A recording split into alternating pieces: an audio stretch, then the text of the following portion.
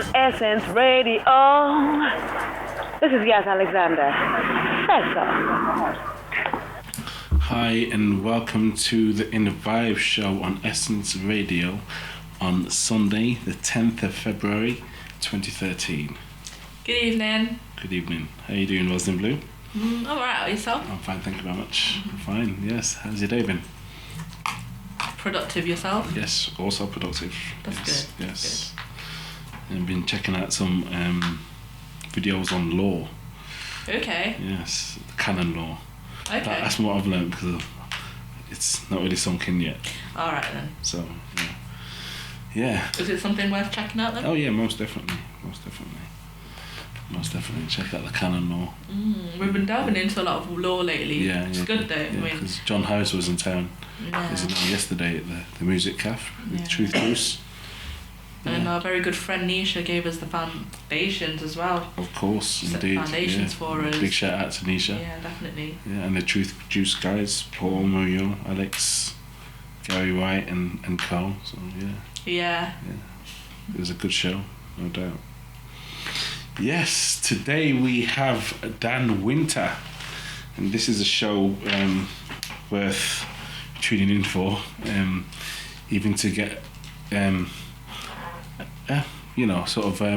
basic understanding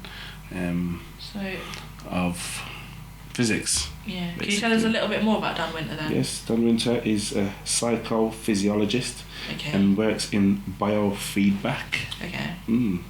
So I'm sure Dan can you can elaborate a bit more, a bit more than that, yeah. He's also a physicist, entrepreneur, inventor and teacher. Okay. He invented the Bliss tuner. The what? The Bliss tuner. Okay. Yes, it was the first to implement golden ratio in EEG, electroencephalography. Yeah. One of them words, EEG. It is anyway, yeah. Okay. Harmonics.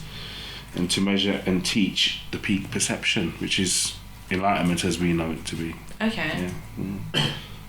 His invention was illegally stolen from him by Frank van den Bovenkamp. Okay. Yeah. So it'd be interesting to hear a bit more about that also. Dan. So it'd be a very interesting show. Tonight we'll be touching on the topic of the electrical nature of emotions, the heart, microchips, implants, and the purpose of DNA. Actually, Dan Winter did a video on that a couple of years ago. You can check it out on YouTube also. Yeah. And we'll give you his links to the show, and he can also give you his links to his broadcast and websites and so forth. Yeah, so tonight we have Dan Winter, so yeah, it's going to be a very interesting show, full of knowledge. Yeah, maybe touching also on the reptilian Nephilium thing with DNA. Yeah. We'll talk about that today, won't we? Yeah. That'll be interesting, isn't it? Just before we go. Yeah. What was the question you asked today? Okay. What did I say? I said, do you think there's reptilian beings about? And then you were just like, what would you do if you came across one? It was one of those ones. Yeah. What would you do if you came across one? I don't know, chat to it, I suppose. If it was benevolent. Okay, it's just a what one. Yeah. What's popping? Yeah, something like that anyway. Yeah. So we have an exciting show for you tonight, so get your pads and pens out and take some notes. It'd be worth it to do that, won't it? Yeah. Yeah, I've got my pen and pad. Okay. I'll be taking notes because I'm very interested in this topic and how the DNA connects to our emotions of bliss and the opposite end also, do you know what I mean? Yeah. It'd be very interesting to find that out, and also with the Kundalini energy, because we work on our Kundalinis through yoga and that, innit? Yeah. So it'd be very good, very interesting to listen to what Dan's got to say from a personal experience as well as scientific perspective. Yeah. So we're gonna go to a short break and then we're gonna call Dan in. Okay. Yep.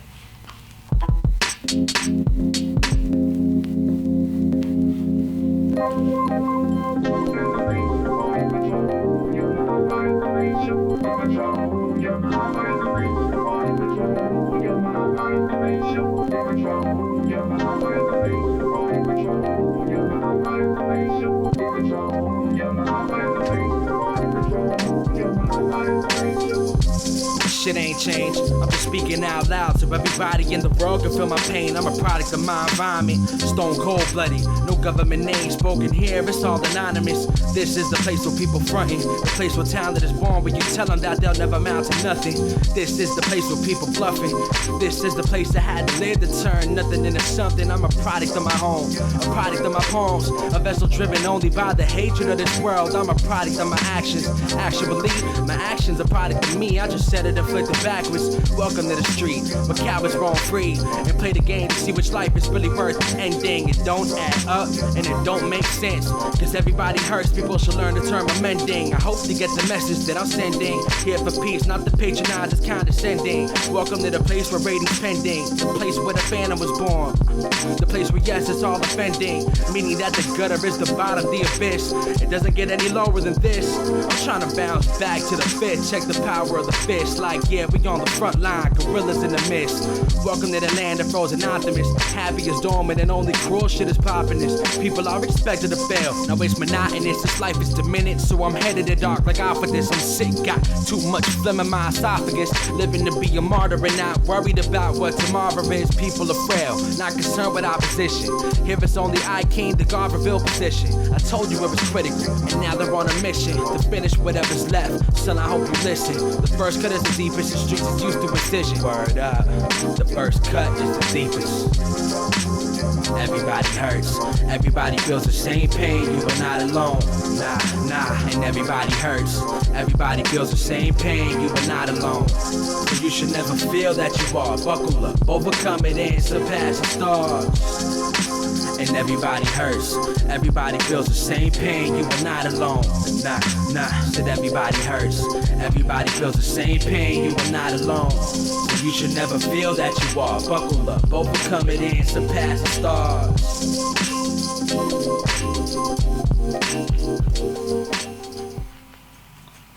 That was Phantom Threats, Everybody Hurts.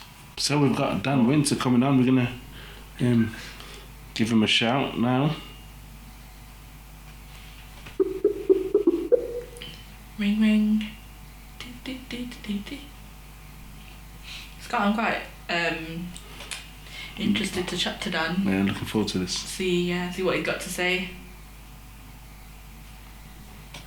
I'll probably ask like some questions at the end. Once I like. And if anyone's got any questions, they can put them on the Ustream link, and then we can get them answered for you, hopefully.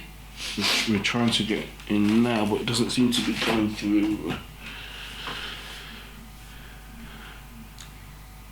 Yeah. What's your thoughts about reptilian beings?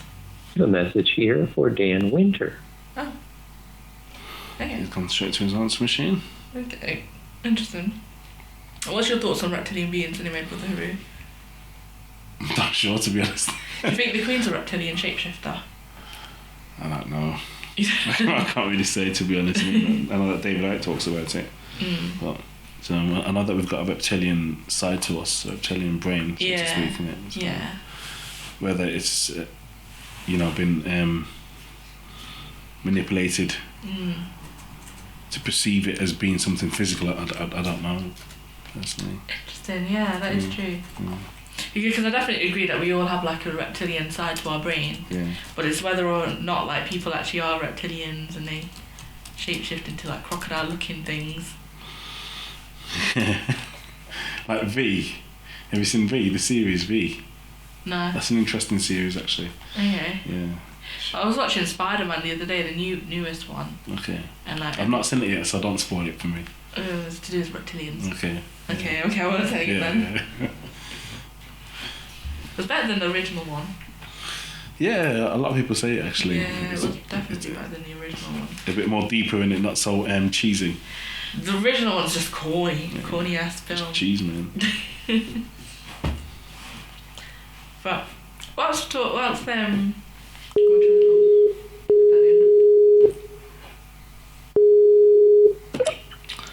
Hi, Dan.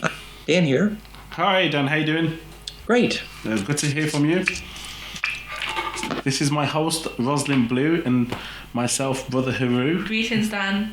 Hi, nice to meet you. And yourself. How are you doing today? Great, I'm sitting here by the fire in South France. Wow. Okay, what's the weather like there? Actually, it warmed up a bit. We had our first little bit of snow of the year, but we're doing pretty good here. It's been pretty gorgeous mostly. Oh, okay. It's not fair. What sort of temperatures are getting down there?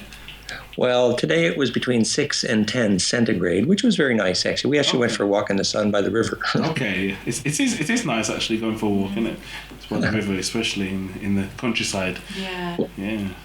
We have the Pyrenees Gorge here. It's a swimming gorge that makes Walt Disney's water slide look boring. Wow. Okay. So, Dan, do you want to tell us a little bit about yourself then? Sure. Well, you know, my graduate training is in psychophysiology and biofeedback. I was trained by Albert Axe and some of the inventors of biofeedback. So I spent a lot of time doing heart and brainwave biofeedback and the physiology of emotion, that sort of thing. I also was trained as a systems analyst with IBM in Detroit and Chicago.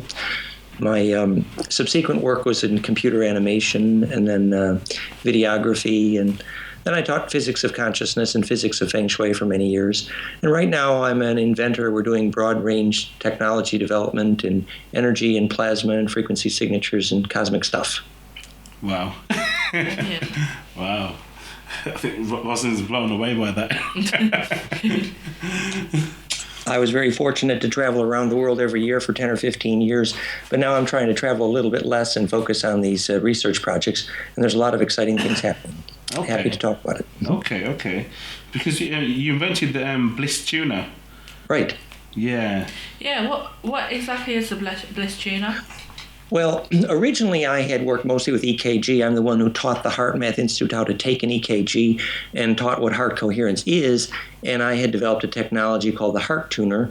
You can read about it at goldenmean.info/hearttunerspecial. And basically it spectrum analyzed the EKG for heart coherence, which I developed in mathematics for measuring, and therefore the term heart coherence was credited to me in the literature.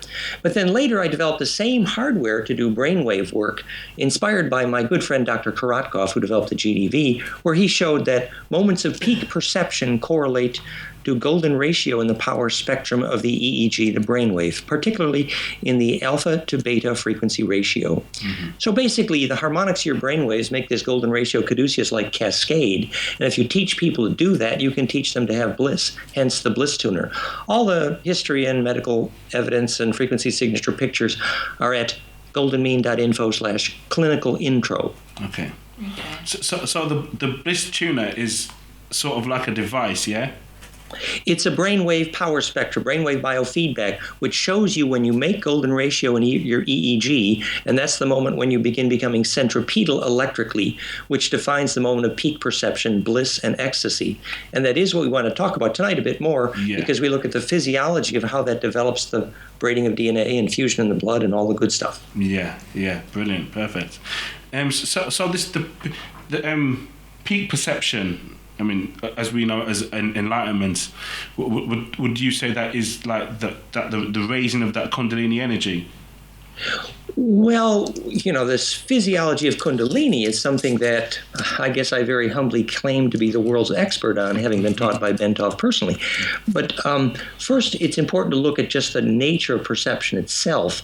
We see that perception is caused by what's called phase conjugation, which is the compression convergence of charge, which is initiated by the golden ratio because that is the mathematics of perfected compression. So in physics, we know that phase conjugation is the origin of self-organization. But in perception theory, if you read about it at, again, goldenmean.info/clinical intro, you'll see the phase conjugate origin of perception. Basically, your brainwaves implode, and that is peak perception defined electrically, as Bill Tiller measured that focused human attention, perception, causes electric fields to compress. I am the first one to explain why that is so, which is simply that you initiate this centripetal implosion phenomena electrically, and that defines the nature of human bliss. It also defines your power as a plasma body. So it is literally the definition of spiritual power. Now that relates indirectly to Kundalini because the onset of phase coherence in the EKG and EEG, which correlates to coherence in heart rate variability in the breath, is the mechanism of the spine liquid pump, the sacrocranial, and that is the snake charmer of the Kundalini microwave and develops that we can go into the whole physiology of the brain, all that stuff on Kundalini. Yeah, that'd be great actually, because I mean, we don't know much about that side of it really. Well, basically, the tailbone opens and becomes a straw and sucks. And the mechanism of the pumping action is the low frequencies of the spine liquid pump, the sacrocranial, which is provably the low frequencies of the breathing, which is provably the HRV, heart rate variability, which is what my new iPhone app allows you to do, to measure, to see, to learn, to cohere with your breath, heartsring.com. Okay. So your spine liquid pump begins to pump the ultraviolet climax of cellular metabolism, the kind of sex juice of the cell. That's measurable in the microwave also, as Drach determined. And Bentoff documented the low frequencies of the spine liquid pump in his capacitive accelerometrics in his book Stalking the Wild Pendulum as literally what's delivering the high frequency nutrient, nectar of bliss, to the high brain. He proved it by measuring, again, capacitive accelerometrics, the liquids of the ventricle horns of the brain, the ringing heard in the ears of the meditator, the song in the blood, the sound current. And he showed that the ringing people you hear in your ears actually is in phase with the spine liquid pump, the physics of the Kundalini. And that's delivering this explosion of growth and nutrient to the high brain, and you have this whole physiology. Lots of pictures and all the medical details, goldenmean.info/Kundalini. Okay. Check that out, for sure. Maybe I talk too fast, but I have taught this about 1,000 times in the last few Yeah, years. okay. It's okay. I mean, it's fine. Because I'm definitely interested in the Kundalini and how it relates to the bliss tuner. I mean, there's a liquid wave mechanics in the spine. There's a microwave component. The short summary is it determines how big the tornado you can steer. And we have seen the steering of tornadoes and big storms many times. It's basically how centripetal is your plasma.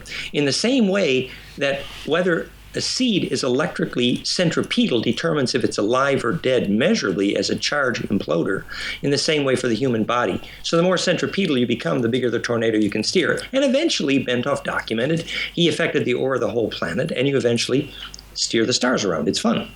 Okay. That's interesting. You look perplexed, Muslim Blue. Wow. Oh yeah, I'm just taking it in. Okay. Well, I mean, it's ancient language used to call it spirit, chi, baraka, shakti, pat, but these are all names basically for the plasma field of charge, the bubble of charge radiated by human biology. And that's measurably what you take with you when you die. So the coherence, the size of your plasma charge bubble determines is your life and death. So electrically, it is the measure of all spirituality. And in fact, the purpose of life is to grow a big aura, and which is, by the way, absolutely electrically measurable. There's lots of different ways. One is the GDV. So it's not subjective. And it is not selfish to want to grow a big aura, because in fact, when you think a purely unselfish thought, you attract the capacitive charge that makes your aura grow, which is to distill pure principle from your environment. Basically, to recognize what symmetry actually serves the survival of all DNA. In electrical terms, that means you recognize pure principle, and pure intention is simply a measure of which wave is most shareable, which is the definition of all phase coherence, which is why EKG coherence, heart tuner, literally measures pure intention. It is literally a lie detector. When you measure the heart coherence interactively with my heart tuner, you can literally tell when someone is telling the truth. Because biologically, you can't make an unshareable wave. Okay. DNA has been in the business of collecting the most shareable wave for 1 billion years, because the shareable ones, those that can be distributed, literally determine what fills the survival library of all DNA. And that's an electric field called the phase conjugate dielectric, like that's around gold powder, or the plains of Sharon, the Elysium, heaven, hey, ave. It's all a name for a particular kind of very distributable electric field, which in engineering terms is called a phase conjugate dielectric. It's basically where you have to go when you're die or you're toast, a well-distributed wave. The netherworld. And that literally is how electrical engineers teach how to die successfully. For example, in a hospital surrounded by electrosmog would be the definition of the worst possible place to die. Okay. So the stronger the auric field, the what is it? The better you'll be when you die, basically. Yes, the same physics of the best place to be born and die, like the altar at Machu Picchu or the center of Stonehenge. Right, The electric quality of the air there is very. We have 3 different technologies to measure sacred space electrically. You can see them goldenmean.info/architecture at the top. So one is the GDV, fractality in air is sacred space, because basically it is the place where a spark can be perfectly distributed. Yeah. And that defines where you can dream and where you can die successfully. Wow. Fractal air. That actually does make sense as well, to be honest, yeah. It's very simple. So all this mythology about going to heaven and plains of Sharon and all that crap is basically an intro to biological electrical engineering. When it's understood from pure principle terms, it's so much more empowering. Wow. I don't want to die here. Wow. And that leads me to the question about the emotions and how our emotions affect our DNA. Mm-hmm. Right. Well, I worked with Manfred Kleins a bit, or played with him, or talked to him as he wrote his book, s-ence, The Touch of the Emotions. And in fact, we have the graphs of the curves he derived, goldenmean.info/touch. You can see them. Mm-hmm. And basically, he showed that, for example, the geometry of pressure over time in the music literature, which identifies emotion, for example, joy is a wave shape of pressure over time, like the way you would touch a lover or a violin string, so that the moment of maximum pressure be 1/6 in the duration of the event. Whereas the love hug or touch or squeeze reaches max pressure much later at 0.618 into the duration of the event, which starts a cascade, a harmonic heterodyne, which in the case of love is implosive. So the love touch is electrically extremely well defined. It starts a particular harmonic cascade, a long wave set of ratios, which is basically implosive. So when you squeeze someone, if you want to say I love you, if you take the duration of your hug, about 0.618 into that duration should be the max pressure. If it comes before, it is not a love hug, and your lover will not feel a tingle in their DNA. It's simple physics. Okay. And from there you can see how coherent emotion eventually causes the DNA to braid coherently, which is what I wanted to talk about more later. We talk about the physics of bliss. Mm-hmm. It's very measurable. So these devices, because that guy Frank Van Kamp, whatever his name is, he actually stole your actual the patent, or? Well, it's kind of dumb. I taught him how to program my heart tuner, and I thought he was my partner, and later just stole the whole thing, which is kind of boring. But he's selling it for way too much money, and the iPhone application is much cheaper. So just go to heartsring.com and you have the solution. Okay. But it's very common. Actually, the Heart Math Institute stole the concept of heart coherence from me, and several medical people in the literature have said the same thing. Yeah. But fortunately, they got the definition of heart coherence completely screwed up. They think that heart coherence is breathing at one frequency, which is actually, frankly, not even healthy. Mm. Heart coherence is when the harmonic inclusiveness of your heart has internal phase coherence, measured by the cepstrum. All of that description and the history of that whole academic conversation is at fractalfield.com/coherence. Okay. You can see the film and the International Conference on Coherence and that whole discussion. Okay. But basically, it's simple. The academic history is actually boring. The pure principle is the interesting part. And the principle is simple. Your heart does not sing with coherence unless it's a biologically shareable wave. So the phase coherence of your heart doesn't rise unless you're actually feeling something which is functionally shareable. It means that if you're angry, for example, the electricity of your heart cannot be well distributed. Right, yeah. Okay. So basically, the more you're at peace and love, the more positive impacts it will have on your DNA. Yes, and it's not, all romantic lovey-dovey. It's literally about which field effects, which plasma, which waves are going to be sustainable. So sustainability has a very particular definition in physics. It means a wave that's not going to be canceled out. And ultimately, that's always going to be a fractal field, an implosive field, a phase conjugate field, which is why, in fact, that defines the physics of all peacemaking, because waves make peace in only one way. It looks like a fractal, like a rose. And we developed a whole Peace University curriculum, how to make peace in brain waves and heart waves and land waves and people waves, based on that simple physics. goldenmean.info/Peace University. Okay. So, Dan, what, so I'm just intaking all that information. Well, it was, my teacher there was Professor Phil Callahan. He's very famous. He had gone to Vukovar, to Ireland, Israel, and he determined that, in fact, when the magnetic lines connecting two towns, two villages, were to break down, you can predict the moment when war is going to break out. He proved it statistically. And you know how he found it? He was traveling in South America, and they needed to know if the next village of indigenous aboriginals were in fact going to be headhunters or friendly. He found out he could tell in advance if the soil was magnetically conductive. If the soil is conductive, the next village is going to be friendly. If the soil is diamagnetic instead of paramagnetic, which is to say cannot conduct magnetic lines, then the next village is most likely going to be headhunters. It's simple. If the magnetism doesn't go from village A to village B, then they start fighting. When the waves fight, so do the people. It's very simple. So he actually showed that after a war, the magnetic lines break down in the soil, and therefore the water goes away underground.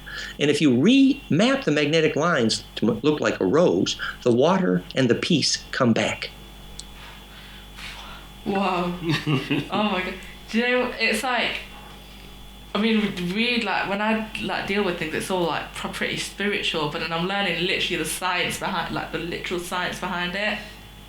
It's very simple. What it means is that your bed and your house and your garden and your city, you rearrange the magnetic lines to look like a rose, and then you will become sustainable, immortal, centripetal, alive. The magnetic map of Prague is literally a rose. Origin of alchemy, excellent lucid dreaming in Prague. Whereas most cities that are square magnetic electrosmog grid from hell are basically the antithesis of all life, and obviously they will create war. Okay. Can you name any more places which are... Yeah. Well, the original book, Anti-Gravity of the World Grid, and others, they showed that the Earth's grid is functionally a dodecahedron, dodecaecosa. And if you look at that geometry in 3D, it is the geometry of centripetal forces. All implosion is that symmetry, because it naturally creates golden ratio. For example, I wrote new equations to prove that's the geometry of hydrogen. So when the Earth grid becomes the perfect rose, which is basically a dodecaecosa stellation, it becomes electrically centripetal. That makes it conjugate and self-organizing. That means the more dodeca the Earth grid, the more it is able to hold its atmosphere, for example, which is what they meant in Maya. If the dream spell of the old ones is alive and awake in symmetry space, you won't be blown away in the magnetic wind of the sun. What that meant was the collective dreaming makes the plasma body of Earth centripetal, the physics of why Gaia is electrically self-organizing. Wow. So you said earlier about was it Prague? They have the most amount of lucid dreamers. Well, actually, we've had a lot of conferences in Prague, and I personally had some of my best lucid dreams there, actually near the center. Okay. Now, what Prague is famous for, well, first of all, I think you can see that map, the golden ratio rose geometry map of Prague, again at goldenmean.info/architecture. It's also at goldenmean.info/Prague, I believe. And also it's at goldenmean.info/Bohemia, where we have our Czechoslovakian website. But the point is that the origin of alchemy is said to have started there for very simple reasons. The magnetic geometry of Prague is a meteoritic caldera, which is like a Grail cup, which was had lots of moldavite stones, and that stone reinforced the conjugate or rose-like nature of the magnetic electric field there, which brings us to this fun stories about alchemy. The fun story here is that, they say the original philosopher's stone, which was ground up to make gold, projected powder, was actually the Kaaba of the Muslims. Well, the Kaaba stone is basically a black glass meteorite, and we know the physics. that a glass meteorite will have vaporized through it the only surviving metal vapor, which is a PGM, platinum group metal, palladium, gold, platinum. And when you vaporize gold through glass and then crystallize it correctly, it crystallizes in a foam sandwich, which is what's called a phase conjugate dielectric. It's how they made the red in the stained glass windows of the Cathars and the Templars. So the mad caliph sold that half of the volume in history. Half was ground up of the Kaaba stone of the Muslims to become what John Dee and Kelly used for their projective powder for the first gold experiments in Prague. You see, if you take a little bit of that powder and put it with a wetting agent like wax in molten mercury in the correct electric field, you make gold. Okay. Which was more than metaphor for pure intention from the EKG, which radiates the same kind of field effect. Mm-hmm. Well, I'm going to more the heart. I mean, if we can like focus on the heart a bit more, because that's integral in today's society. Because a lot of people do get angry, they get stressed, and it can affect them to have heart attacks and so forth. So from that perspective, the more we feel in bliss, the more we're feeling at peace, the less chance of us getting heart attacks or any sort of heart-related diseases and so forth. Yeah. I mean, in the medical literature, that's called harmonic inclusiveness. That's harmonic inclusiveness in heart rate variability. Which simply means that the more different frequencies contained in your heart at once, literally the healthier you're going to be. In fact, you can predict how long anything is going to survive, atoms, babies, galaxies in your heart, by simply measuring for harmonic inclusiveness as opposed to harmonic exclusiveness. And obviously the most number of frequencies that can come into one place, your heart for example, is perfected by golden ratio and fractality, perfected compression. But you don't invite lots of frequencies in your heart unless in fact you're relaxed, which is electrically conductive. And also you don't have heart rate variability if you don't have exercise. So the way you literally tell when somebody's getting old is their low frequencies become one frequency instead of a harmonic cascade, which is medically well documented. It means your immune system goes to hell if you have just one frequency in your heart. It's called being a couch potato. So that translates into a psychology of inclusiveness in your emotion. And in fact, if your heart harmonics don't have harmonic inclusivity, if you have only one frequency in your heart, which is basically one frequency in your breathing, which is very common for old people and couch potatoes and TV addicts, then literally your emotions are also stuck. So if your heart rate doesn't move, your emotions don't move also. And eventually that idea of inclusiveness is permission to touch, and as you could imagine, literally the loving attitude. Wow. Because it's more, your heart is actually more powerful than the brain, isn't it, in terms of the energy it gives out, emits out. I think the Heart Math Institute got that from me, but it's true. The EKG is about 1 to 5 millivolts.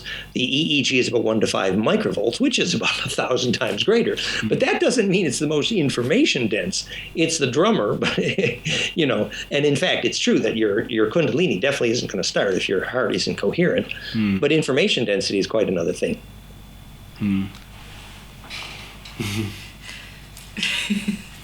This is honestly, it's the first time I've sort of looked at things this way. I've never really thought about the science behind everything, so definitely something to take in. When we understand the pure principle, it's so much more self-empowering. Of course. But it really does mean our kids should be studying science. And they should use that science to understand their spirituality and the purpose of life and how to have bliss. Simple as that. But instead they're taught how to hate, really, innit? Shop and play on video games and watch TV, which is lowering their frequency and so forth. It basically goes into a state of unbliss. Yeah. Well, and if you take the example of football, it's documented with the Balinese cockfight of Carl Jung that the urge to touch frustrated becomes anger by definition. So the reason that football exists is because young people are frustrated in their need to touch. If young people weren't frustrated in their need to touch, football would not need to exist, which is basically a poison. I mean, literally, pushing a poison pellet, a turd, which is this football, out is actually the anger that results from not being able to touch as well. You could call this a paid ad for the National Football League if you like. Do you mean like American football or like soccer? I mean the planet Earth. The very existence of the sport of football is a demonstration of the death of the gene pool, in my opinion. Okay. That it used to serve a biologic function when males need to sort which DNA should propagate, but today it is simply a deathly perversion of the actual need.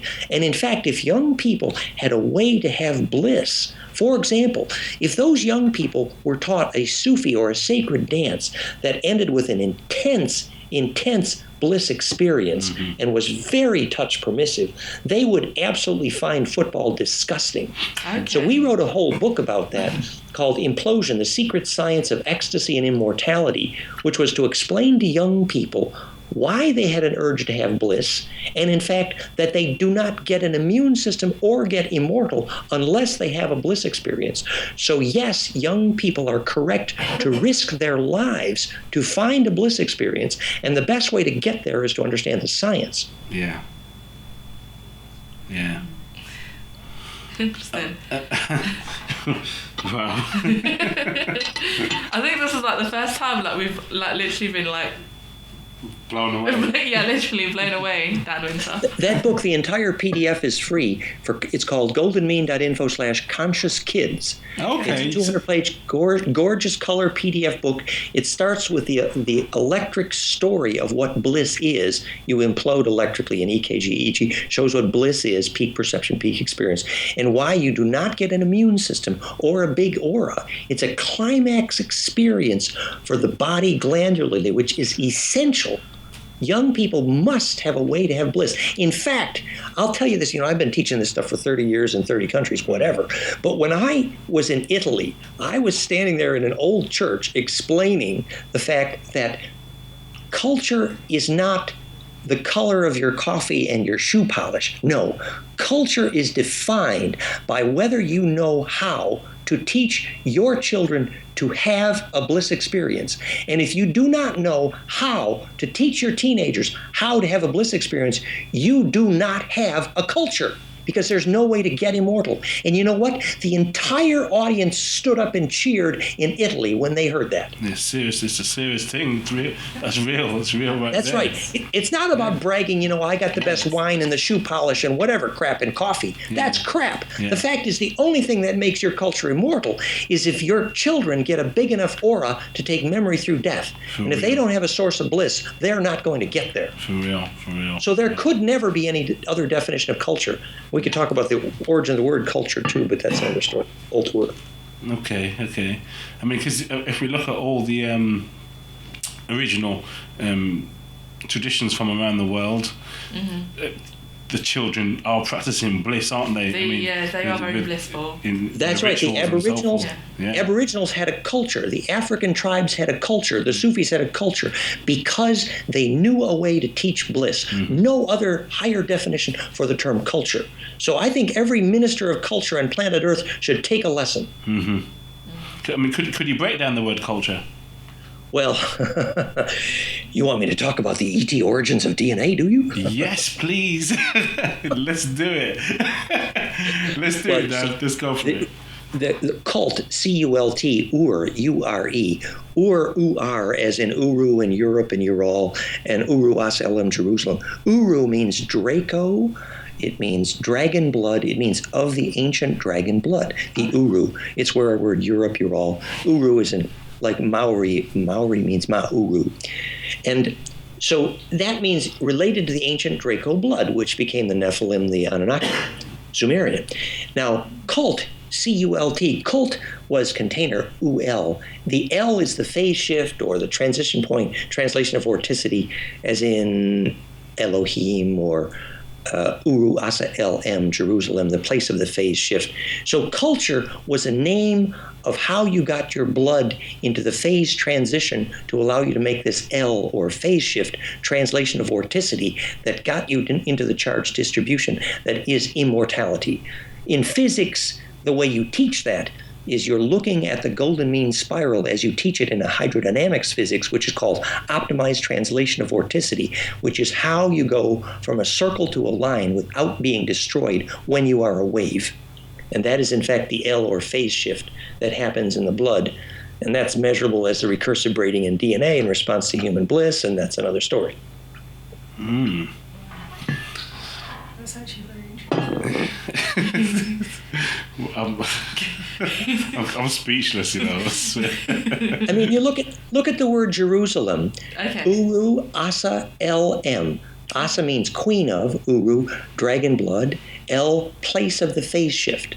So that Jerusalem is the place where the dragon queens were able to make the phase shift, literally Stargate in the ancient Sumerian Anunnaki, as Anton Parks reports it. It's called Dharana. It means a place of charge compression where plasma could enter distribution. Practical example, the pentagonal magnetic lines around Rennes le Chateau, Holy Blood, Holy Grail. It's a pentagram because, you know, if you want to be a necropolis of a city of the dead and offer the service of successful death, only one magnetic geometry will do. Gosh. You know, we should start a good, everybody around is building cities. I think somebody should build a necropolis where successful death and birth are possible. Okay. Okay, yeah. And it's a very simple magnetic field. It's easy to build. You know how it starts? It starts, you read the book Seeds of Knowledge, Stone of Plenty, in which they document extensively scientifically that seeds planted at Stonehenge grow better every time. Okay. Of course, they don't have a clue of why. I will explain right now. That magnetic field is centripetal, and that's life or death for a seed. So if you know how to make that field effect, you can make sacred space, what the ancients called a shem. The shem stone, where we get our word shaman and scheme and chemistry and alchemy. Chem means the place of the black hole. So in the ancient Sumerian, they said, I will raise a shem unto the Lord. And that became a word shaman. In the Bible, the word Shem was translated to mean the altar in the church. Well, Zechariah Sitchin worked for years to translate the term, and finally he concluded it means a high word fire stone. What it really is a phase conjugate dielectric capacitor. Ark of the Covenant is an example. In that kind of capacitor, you can contain radioactivity and you can store charge, and it's a perfect battery. In fact, it's how the Abrams tank battery works, and it's what should be in the 787.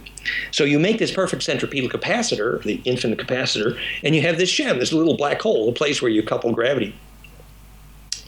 And that's sacred space. So when you know how to build that electric field, you can see an example at pyraphi.com, Pyraphi.com, where we create 40 to 50% acceleration of fermentation every time with a simple zero power in capacitor. These devices were devices to make life and make charge. Hermes, Enki, the Hermetic principle, that's what they were about. Okay. Dolichocephalics, hypogeum. Okay. Is that why the ley lines, they build certain things on the ley lines? So is that why they built certain things on the ley lines?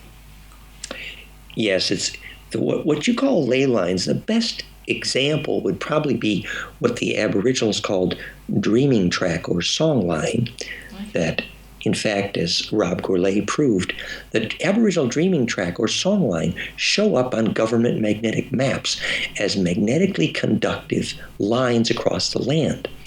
And what we found was that if they are arranged more like a rose, your dream is able to be distributed. It's like highways for dreaming.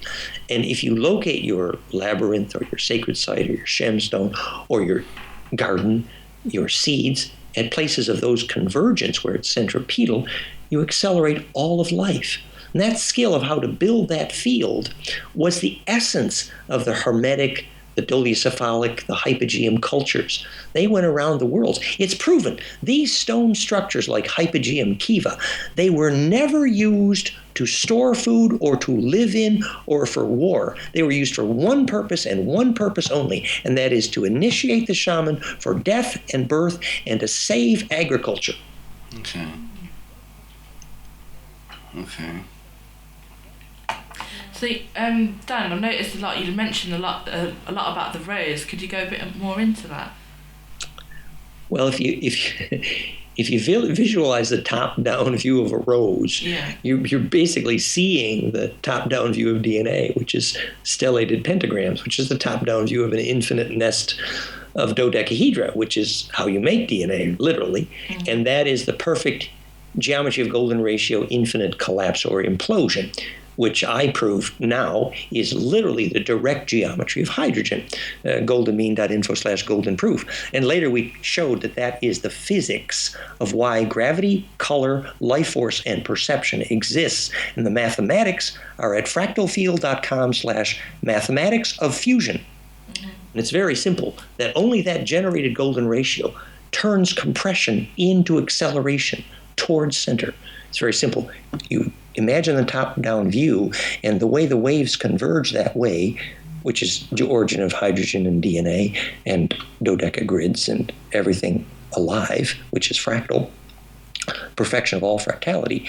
So when the waves converge in that way, that flower, they add and multiply using golden ratio coherently, constructively, solving the problem of constructive interference, and the wave velocities adding and multiplying constructively turn compression into acceleration towards center. So now for the first time, you know why an object falls to the ground, because that is the origin of the acceleration of charge, which is the only definition of gravity.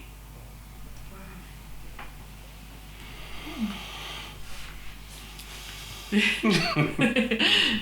think this is like the first time on the show where me and Brother Haru have not been able to say anything. Well, it's so sad that our culture has not understood the origin of centripetal forces. Yeah. Electronegativity, gravity, perception, focused human attention, phase conjugation, these are all centripetal forces. Physics had not had a clue of how to make a centripetal force, and therefore had not a clue how to emerge from chaos. I mean, they're looking at it in phase conjugate optics every day. They get time reversal and they get self-organization. But do they know the symmetry to make phase conjugation? No. It's because they haven't read my mathematics, fractalfield.com/mathematics of fusion.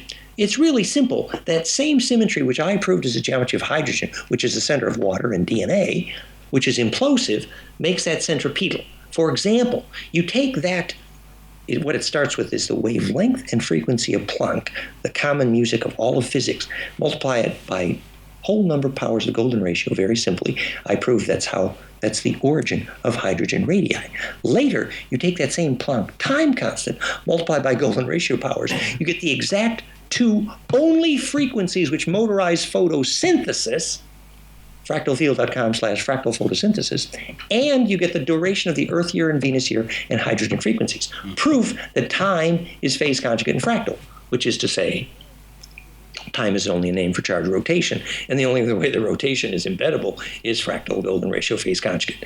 So from that information, you can predict the frequencies. For example, the harmonics of magnetism that Elizabeth Rauscher used to eliminate pain, and the harmonics low frequencies that Prior used to eliminate tens of thousands of cases of cancer. All these centripetal forces fall out of that equation. But you have to understand one basic thing, how to get centripetal, or you're dead. Wow. Wow. There's a lot of science behind that. There's not really understood. It means let's go back and take our science class and pay attention. Yeah, definitely. And it's so fascinating at the same time. I like the fact that you've got conscious kids. Is it the conscious kids one? Yeah.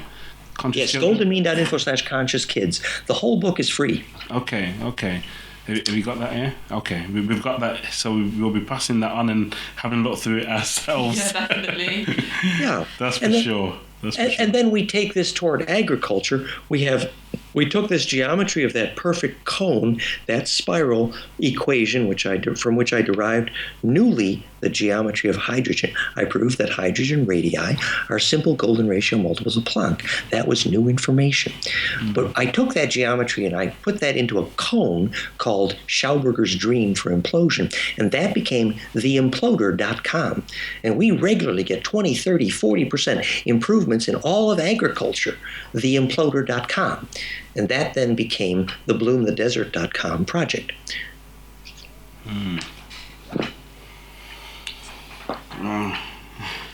You talk also a lot about the galactic superwave, and you refer it to being sort of like the rapture. Well, rapture is the ability to be centered in the middle of compression. That is clear.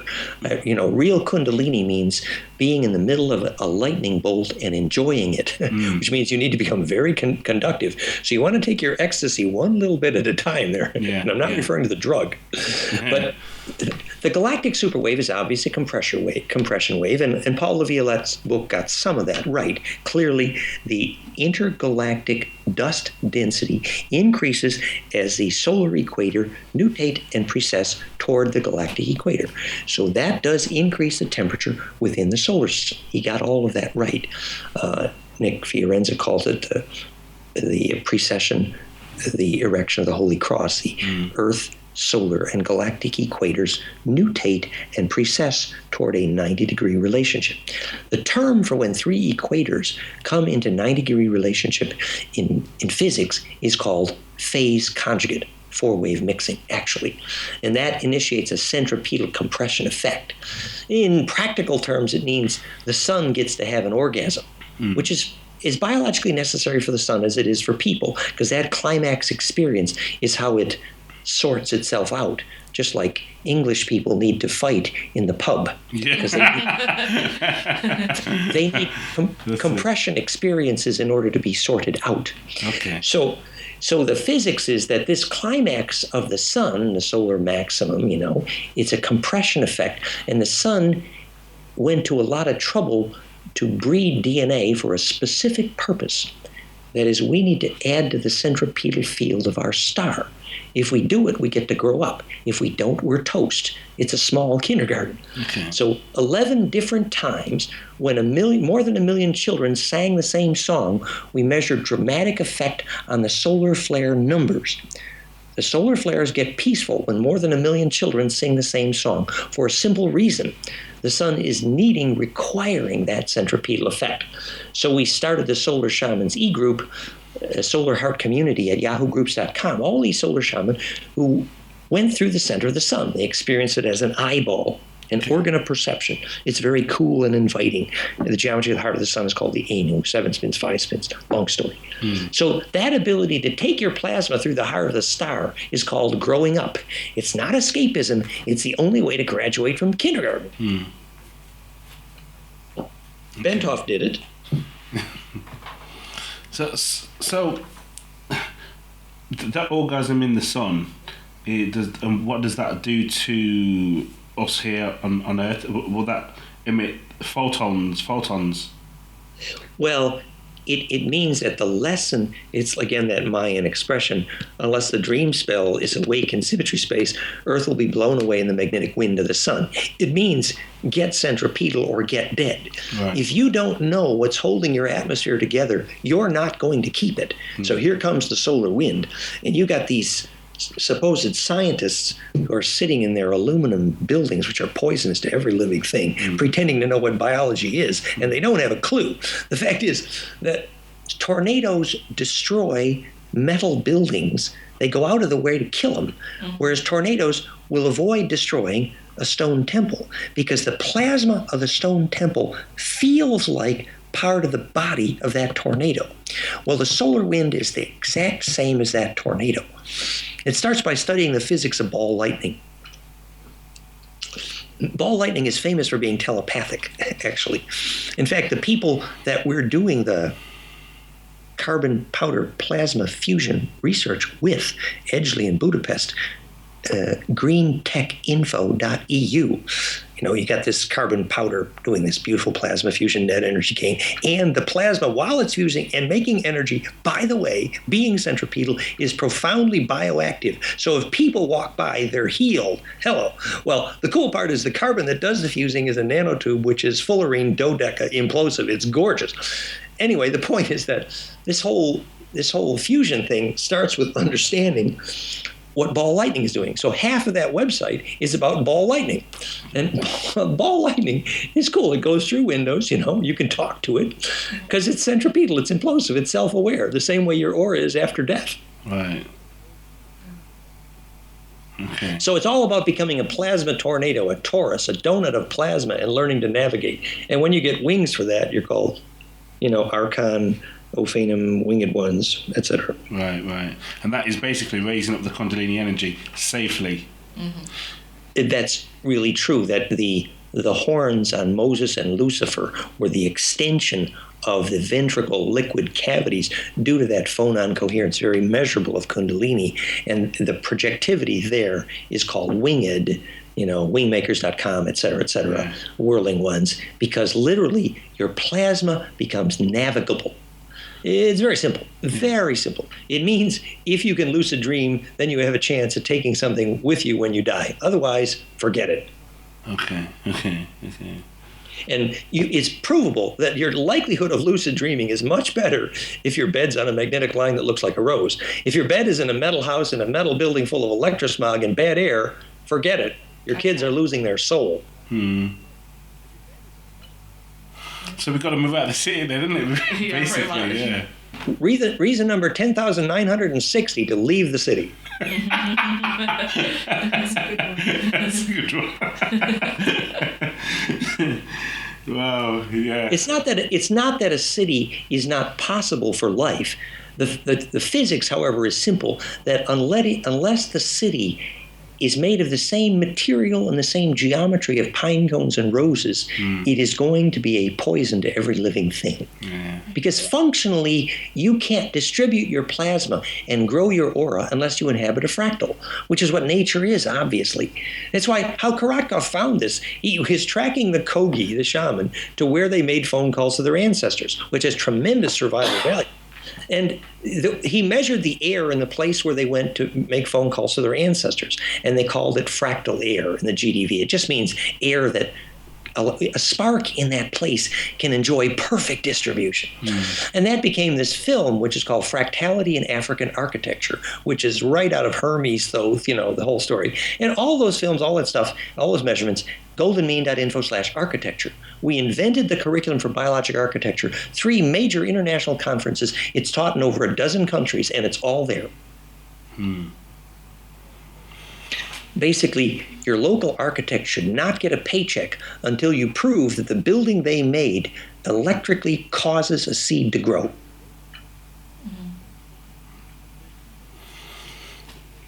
We better check out who built this building. Yeah. The same way your biology teacher should not get a paycheck if they don't know why there's a voltage difference between the top and bottom of an egg and a pine cone. Yeah. Do you think we've got a case for this? You think we have what? I'm sorry? A case for this in against the so-called system who've created all these buildings and so forth. Well, remember, you could call them all evil, but it's better to say they're all stupid. I mean, let's be gentle about it. The problem is education. It's very simple. Once you know what causes life, does your biology teacher know how to measure whether a seed is alive or dead? I can measure whether an egg is alive or dead because I measure the voltage. If it's centripetal, it's alive. The same is true of a seed. If you know how to make life, then you can be a biology teacher. Until then, you should not call yourself a biology teacher.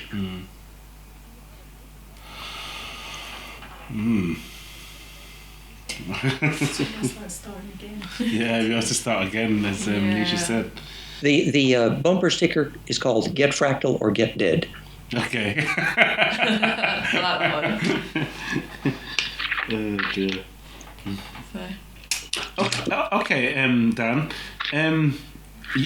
I watched a video on the microchips, the implants, and the effect on the DNA could you go into a bit more of that, please? Because there's that possibility that they'll be dishing out these RFID chips and so forth in the coming years. Or if they haven't already. Well, it's a bit of a sorry. I have over 500,000 videos on the web, but the issue is simple. That the ancestral history came from two directions. One direction was, the form of immortality is a machine, and the other direction was the form of immortality was DNA, plasma, living charge, and that's became a fundamental difference in our ancestors, the Draco, from what we call the Orion Wars. And so on the one hand, you have a culture whose only memory of immortality was to prevent DNA from changing and to derive mechanical life support to enable immortality. And that culture would have you put machine metal chips inside your body.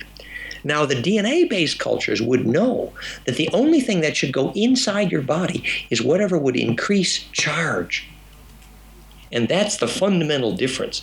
So really, it's very simple. You can make every decision about what you want to eat and put in or on your body based on one simple criteria. Is it going to make my aura, my charge field, grow? So that will tell you, for example, that you need a minimum of clothing. It needs to be all biologic material. You must have almost no metal on your body, certainly no steel or aluminum on or in. Anything that'll bleed the capacitance. It's like Jesus turning around and somebody saying, somebody just touched my robe. What he meant was he felt his plasma dissipate. And your ability to attend to that ultimately means your plasma gets to be so strong that Padmasambhava burnt his handprint into the rock. You can go put your hand in that in India. Or Magdalene Sarah's son, John Trophimus, puts his knee through the stone coffin lid and melts the stone, which became called the platinum of Holy Grail, because his plasma was so charged dense. And for the next 1,000 years, people came from all over the world just to be buried in that spot. The point is, get your charge intense and you become immortal. Otherwise, you're toast. Right. And there's some of the things that you have, your devices and that obviously will help people if they choose to do it that way, yeah?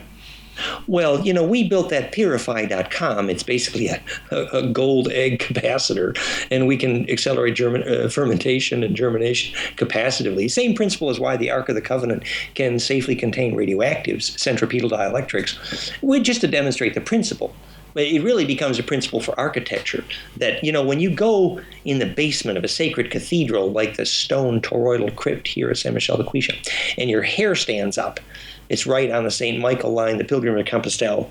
And the reason that capacitance is so centripetal, that was essential to steering all the local magnetism, the essence of what it is to be a shaman. So it's all about learning how to build structures which make the charge centripetal. That is the essence of the Hermetic principle. Mm-hmm. And the basis of that is having a good, strong heart in order to affect the DNA positively, yeah? Well, the more your heart can absorb charge, the harmonics become inclusive and fractal and phase coherent, then the spine liquid pump becomes more phase coherent, the kundalini becomes more dense, and eventually you're steering lightning. And that, Bentov was affecting the aura of the whole planet. We have lots of experiences of affecting weather the size of continents, storm systems, etc. It also, it's a funny story. You know that Tutankhamun came at the end of hundreds of years of Pharaoh's yearning to be able to make rain. Okay. Now, in fact, as a pharaoh, you get fired from your job, definitely, if you cannot make rain. And after 100 generations, Tutankhamun could definitely make rain. I have some memories of that. And so I see how the Kundalini makes rain. Same reason a child who's fairly blissful, standing barefoot, most any child can put a hole in a cloud by focusing there. The physics is very simple. They made a centripetal capacitance, and that's what teaches the water vapor to form a droplet. Yeah. I know that Yogi Bhajan did it. I think it was in India. There was quite a few students there with him, and he managed to make the rain come and thunder. Yeah, well. we broke a drought in Australia once. I put some of the documentation at goldenmean.info/rain. But you can, learn the physics. If you look at Trevor Constable's Weather Engineering in the High Seas, based on Reich, of course, orgone is a misnomer. The correct term would be conjugating dielectric. But the capacitor used for most effective rainmaking is a cone of 60 degrees, which obviously is the stellation of the dodecacosa. So basically, it's a pure implosion cone. Its capacitance made centripetal. So anything that we can do as human beings, so-called scientists are trying to emulate that by making metal devices. Well, I mean, if your goal was to bloomthedesert.com, one of the things you do, a classic example is when Bill Witherspoon installed a Sri Yantra the size of 3 football fields in a desert with a shallow trench of paramagnetic sand, limestone or quartz sand or calcite sand. Dramatic increase in rain. He fixed the local geopathics. He restored an ecosystem. We did this in Turin. You can see pictures, goldenmean.info/Italian. You make a magnetic map big enough, and the magnetic coherence bubble you make becomes a microclimate. I mean, that is the essence of Dune. So, yeah, because I asked the question because of HARP, innit? Well, the HARP was another story. There they thought they were going to make the ionosphere reflective to solar storms by pumping in gigawatts of radio frequencies. But like Tesla, they did not understand how atmospheric high voltage causes earthquakes, among other things.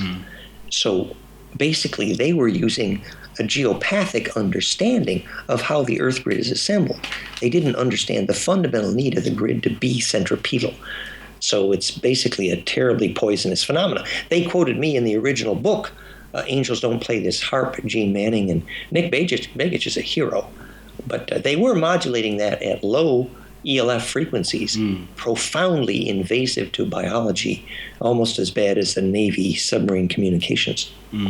Causes the whales to beach. Okay. So HARP wasn't just a weather device then?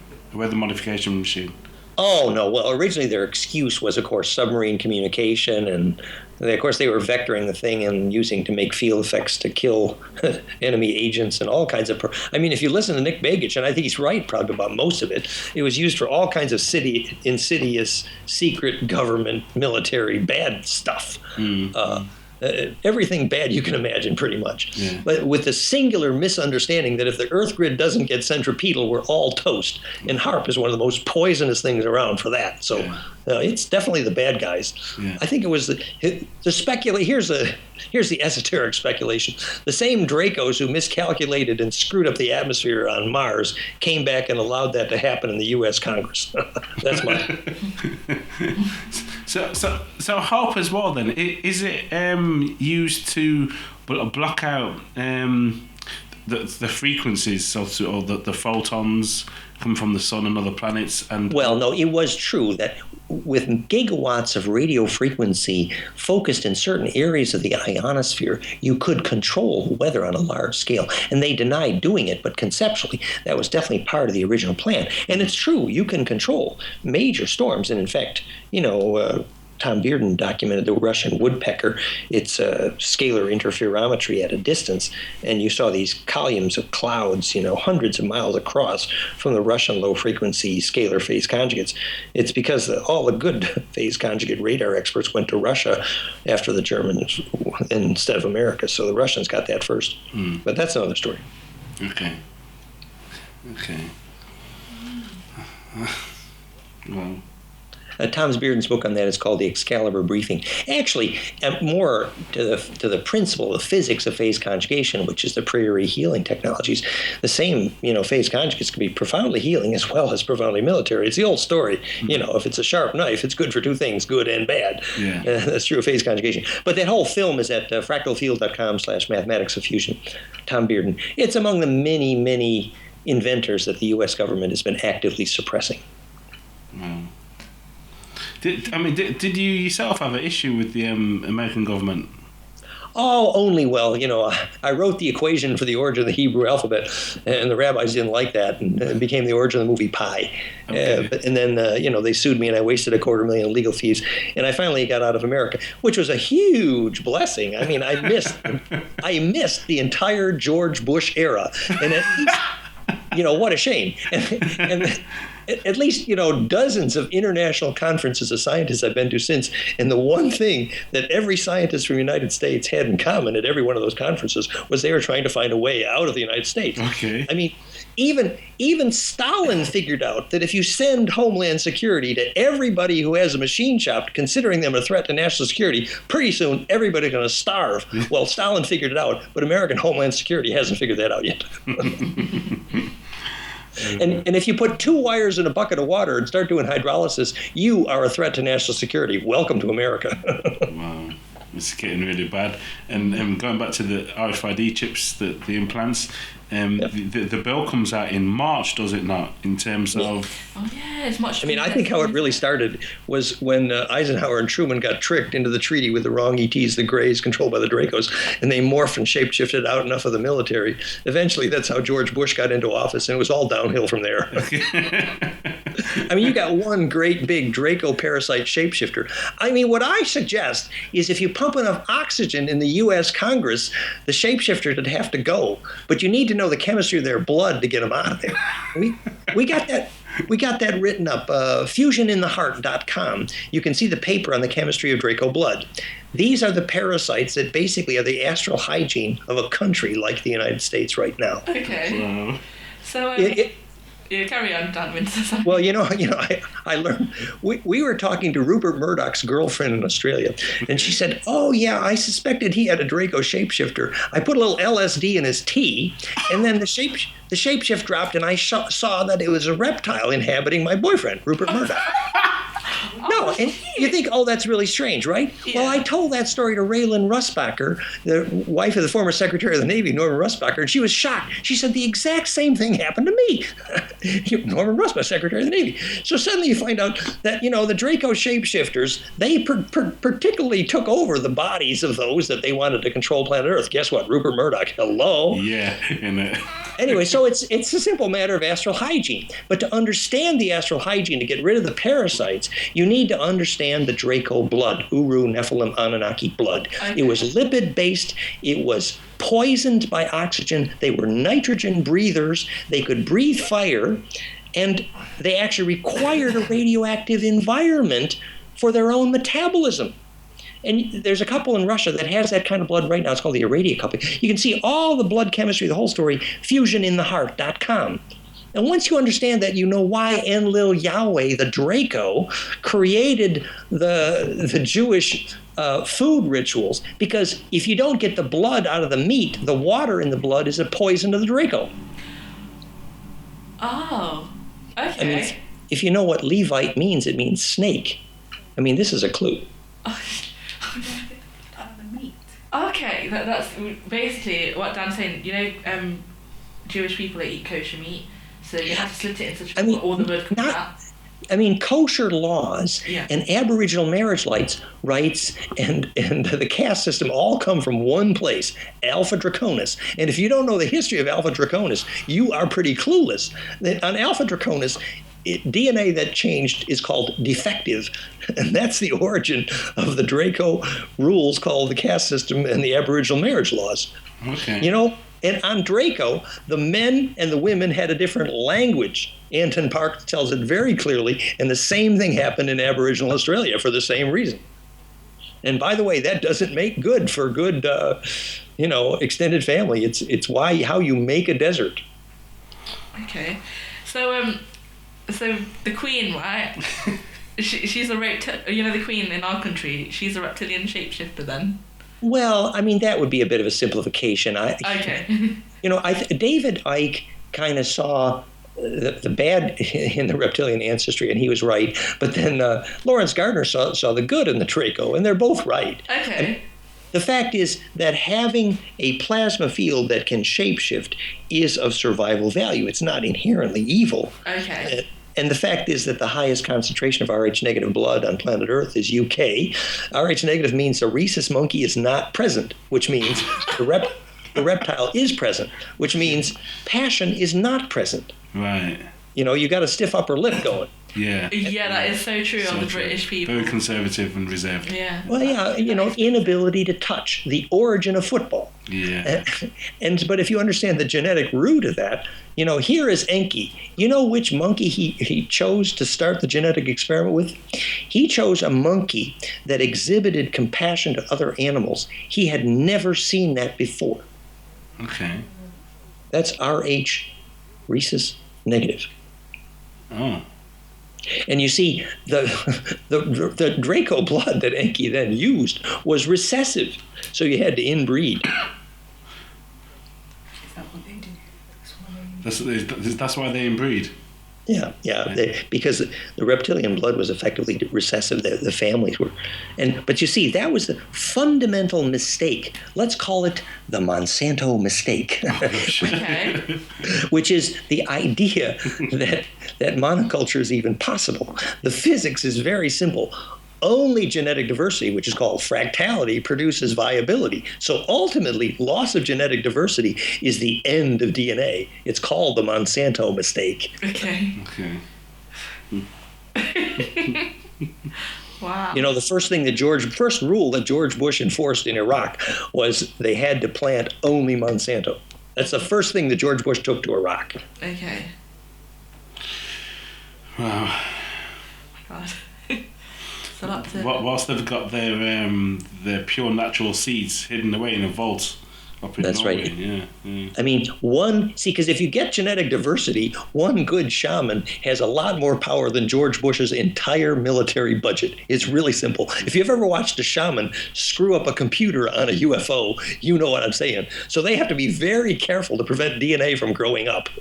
Whereas if you see what the Hopi did, their blue corn wouldn't germinate unless you sang a particular song. And then that Grandfather Dan's blue corn, my shaman girlfriend, Susan Ambrose, bless her heart at the time, she showed me that cornmeal would call the wind every time. And we understood the physics. That's happy DNA. Today, you can't buy cornmeal in the store that's anything but a poison. It's simple. It's not that all corn is evil. It's that monoculture is evil. Yeah. So it's simple. When you walk in the store and you decide what to eat, you say to the food, when was the last time you experienced genetic diversity?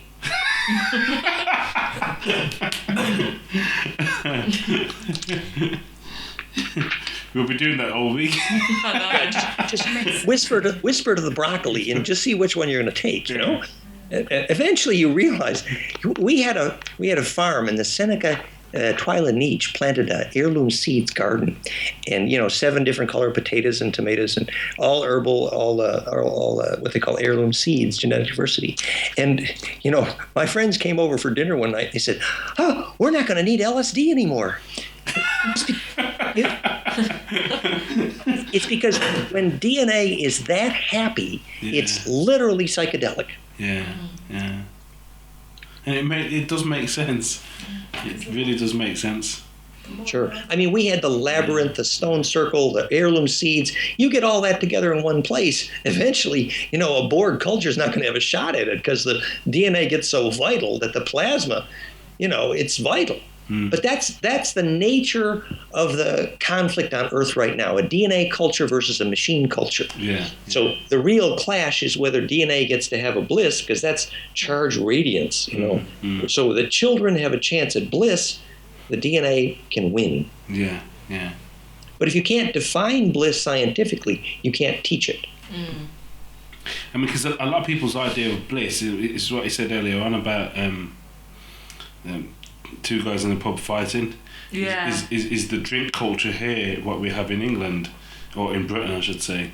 I mean, I'm not sure how bad it is on the continents, but it is really bad here, especially. Oh, absolutely. And the science is very simple, that the urge to addiction is a wrong turn on the right road. The fact was that you imitate bliss by drinking alcohol because the oxygen deprivation imitates the conductivity effect. So, in fact, it's actually proven that in the 70% sustained documented clinical success of EEG neurofeedback, even against hard addiction, from my teacher Marty Woodkey, neurotherapy.us, he showed that on the same day that you teach the beer-drinking alcoholic addict how to make the missing alpha in his brain waves so that he can make the harmonic cascade to feel the rush, on that day when he got the biofeedback help to make the missing alpha brainwaves, the same day the next drink of beer is going to make him feel sick. He will not want it. So it's simple. The yearning was simply to make the missing frequencies to make your body centripetal. Yeah. So any activity which gives your body that charge peak eliminates the addictive need. So it's obvious what the teenagers of Britain need. They need Sufi dance and a diet and a hygiene which allows them to have a bliss experience, which they wouldn't go by the millions to rave concerts if they weren't looking. Yeah. So you teach them the hygiene to have bliss, and the urge goes away. Yeah. But one of our issues, the major challenge is they don't want to learn about the Sufis, the Kundalinis and so forth. They'd rather go and listen to Nicki Minaj, Lady Gaga, and drink alcohol. I taught at the Rainbow Serpent Festival, 5,000 Australian teenagers outside of Melbourne. It was about 40 degrees C. There wasn't a shower for 5 miles. And I had about 1,000 teenagers, and I was showing them how to use EKG to have bliss, and they all cheered. And for years, teenagers in Melbourne came up to me after that saying, that was the high point, ... You just give them a clue that the best music around is their own EKG, and you show them how to do that biofeedback. That's why we invented heartsring.com for the iPhone. Eventually, they're on a path to bliss. You just give them a taste of what it is, and they immediately get it. Teenagers aren't stupid. They just need someone to teach them the basics. That's right. And the basics are simple. You need emotional coherence. You need a live food lifestyle. You need to leave an environment of charge. And you need some kind of ritual that gets you into the long wave embedding, some form of the sacred dance, and a sacred space in which to do it. And you can have bliss experience, and then you absolutely understand that all other forms of chemical-induced bliss are crap by comparison. It's an holistic approach, so to speak, isn't it, really? Well, it's the real science. The fact is your body was designed to need bliss experience. And the fact that our culture doesn't acknowledge that scientifically is sheer poison. That's why we wrote the book, was to teach young people that they're right to want a bliss experience. So you don't teach them religion because you want to know the religion. You teach them the simple hygiene for how to start having bliss experience. When I started having my first little bliss experience, Gurdjieff Sacred Gymnastic in the Gurdjieff School, claymont.org, that first day, I realized immediately that this was better than sex. I mean, it was, no. And then you start having your first little taste of Kundalini, and, all other forms of perversion fall away. Okay, brilliant. So that was at claremont.org? Claymont.org. It was George Washington's nephew's pig farm, Charlestown, West Virginia. And it was run by Pierre Elliott, student of Bennett, Gurdjieff School, who was a PhD in physics from the Sorbonne on the physics of flame. And in fact, I learned later that human bliss is literally the perfect flame, the physics of alchemy. It's the flame does not consume. It's a perfect blue fire. Fractalfield.com/perfect flame. So the Heartstring, you can. Is it just the iPhone or any Android phone you can get it on? Right now, heartsring.com is good for iPhone, iPad, iPod. Right. And I'm an Apple nut, so we might later get to Android, but right now. And on the iPhone, because you can use the camera light for For finger plethysmogram, you do not need external hardware. An iPad without the light, you need the chest strap transmitter, which is, I think, 79 euros, and it's on the website, heartsring.com. Okay. But on iPhone, with the light, you don't need any external hardware. It's just a $19 application. It's amazing. You can see your heart coherence, you can see your heart harmonics, and you can learn to link your heart musical fundamental with your lover, your guru, your science teacher, your healer, and with a group, and group mind heart entrainment by measurement. Amazing. Okay, that'd be interesting to have a look at that actually, but unfortunately we don't have iPhones. We're Androids. We're automatons. You got iPhone? Okay. We've got one iPhone. We've got an iPhone in the group, so we'll have to check it out on there. Yeah, check it out. It's amazing. It's called the harmonic module. The idea was eventually the next phase of the software would allow 1 million people by averaging to link hearts. You click and your breathing cue moves, so you move your heart's musical fundamental with trained coherent breathing, and that way you can choose consciously to link hearts with anyone you want to, or a whole group. Okay. A one mind experience. Harmonic module. Okay. Consensus process. Conflict resolution. Wow. Wow. Originally, that system was purchased by ANZ Bank in Melbourne to teach their bank managers empathy training. Yeah. And it's a commercial value. Consensus process in the corporate boardroom. Neuro-linguistic programming proved if your micromotion entrains, conflict is not possible. Okay. I want that. I want that. But the global mind experience starts with heart link up. Yeah. So you can only get it on iPhone, no other device at all? Not even iPhone, iPad, CD, iPod right CD now. or anything else? We're looking to expand that, but right now, I mean, we just been on the market for a month. We'll grow to other platforms eventually, I suppose. Okay. Keep me up to date with that one, please. Yeah. Sure. Yeah. I want to before we go, touch more on. I mean, the Kundalini is a subject which is dear to our hearts, and because that's what it's about here, is to raise our Kundalini energy up, and to be in bliss, as you say. Yeah. So in relation to the bliss tuner, I mean, how can people raise that Kundalini energy up via the bliss tuner, so to speak? Well, we taught that biofeedback for many years. I was the first one to market an EKG, EEG device, and one that was so efficient there. What we found was that EKG biofeedback, heart coherence, was much easier to teach, and it's always phase one. And it's really quite simple, because the low frequencies of your heart, which is the low frequencies of your breathing, literally the breathing cue to learn to breathe rhythmically, sets the heart rate variability. And that's literally the low frequencies of the spine liquid pump sacrocranial, which is heart rate variability from 0.01 to 0.2 hertz. Very long waves, up to 10 and 20 seconds per cycle. In the sacrocranial literature, Upledger School in Florida, it's called the 3 major tidal rhythms, very low frequencies of the spine liquid pumping. And that's what's the liquid which moves the ultraviolet and the microwave up toward the brain crown in the Kundalini. So it starts with coherent heart. And then, on the advanced level, only about 5-10% of people can make coherent alpha, and only maybe about 1% of people can make their alpha and beta come into phase lock. But if you can, you have all kinds of wonderful stuff. You have Tibetan Gamma, which is a harmonic cascade down to alpha, which is golden ratio based also. You have, Ingo Swann, there he's lighting a flame at a distance. Consider this.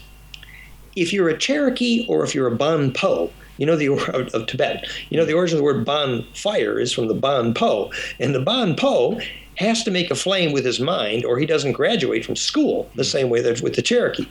Well, they experimented with Ingo Swann, and they discovered that when he's making a flame with his mind, he could do it through a grounded shield. The only way that wave from his brain could make that flame at a distance, he was heating a thermistor, was in fact if that wave was longitudinal. And that longitudinal wave is the physics of human mind. That's how the scalar works. It's how you do plasma containment. Governments wasted enough money to feed Africa for a decade on tokamak, and in fact they didn't understand the simple basics of plasma containment, which is longitudinal interferometry.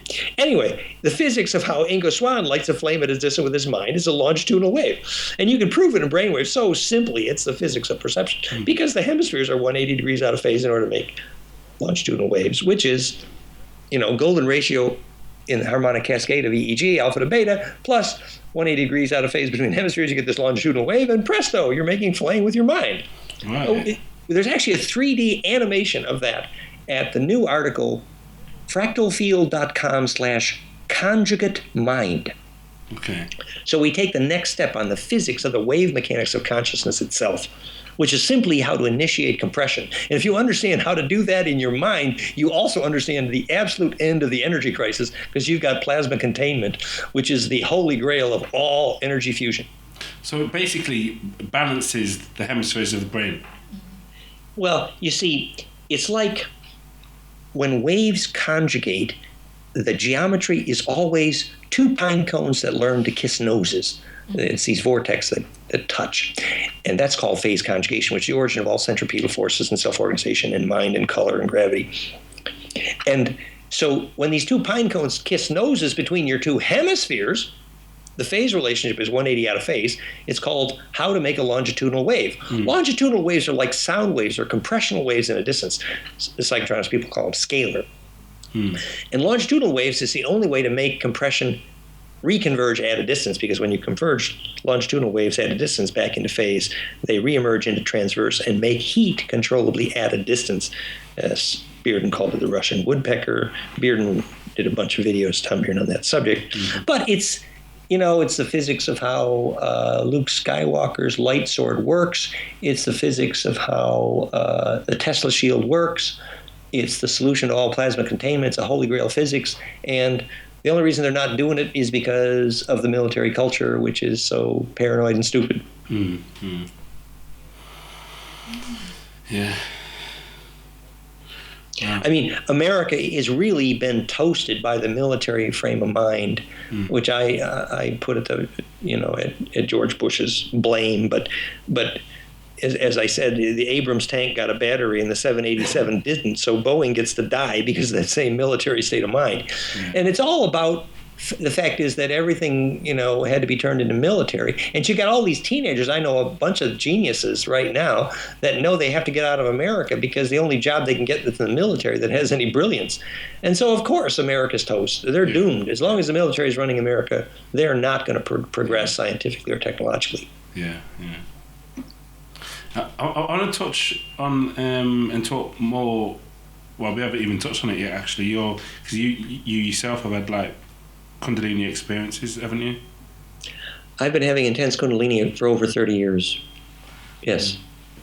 Okay. Do you want to go a bit more into that, please? Well, it started in the Gurdjieff School of Sacred Gymnastic. I realized that I was having these, shooting, rushing, burning, starting at your tailbone, and eventually the top of your head feels like a red hot coal that you can't knock out of the top of your head. And I would have definitely been pronounced insane, except I was adopted by the guy who wrote the book on the biomechanics of Kundalini, Bentov, Stalking the Wild Pendulum. All this is at goldenmean.info/Kundalini.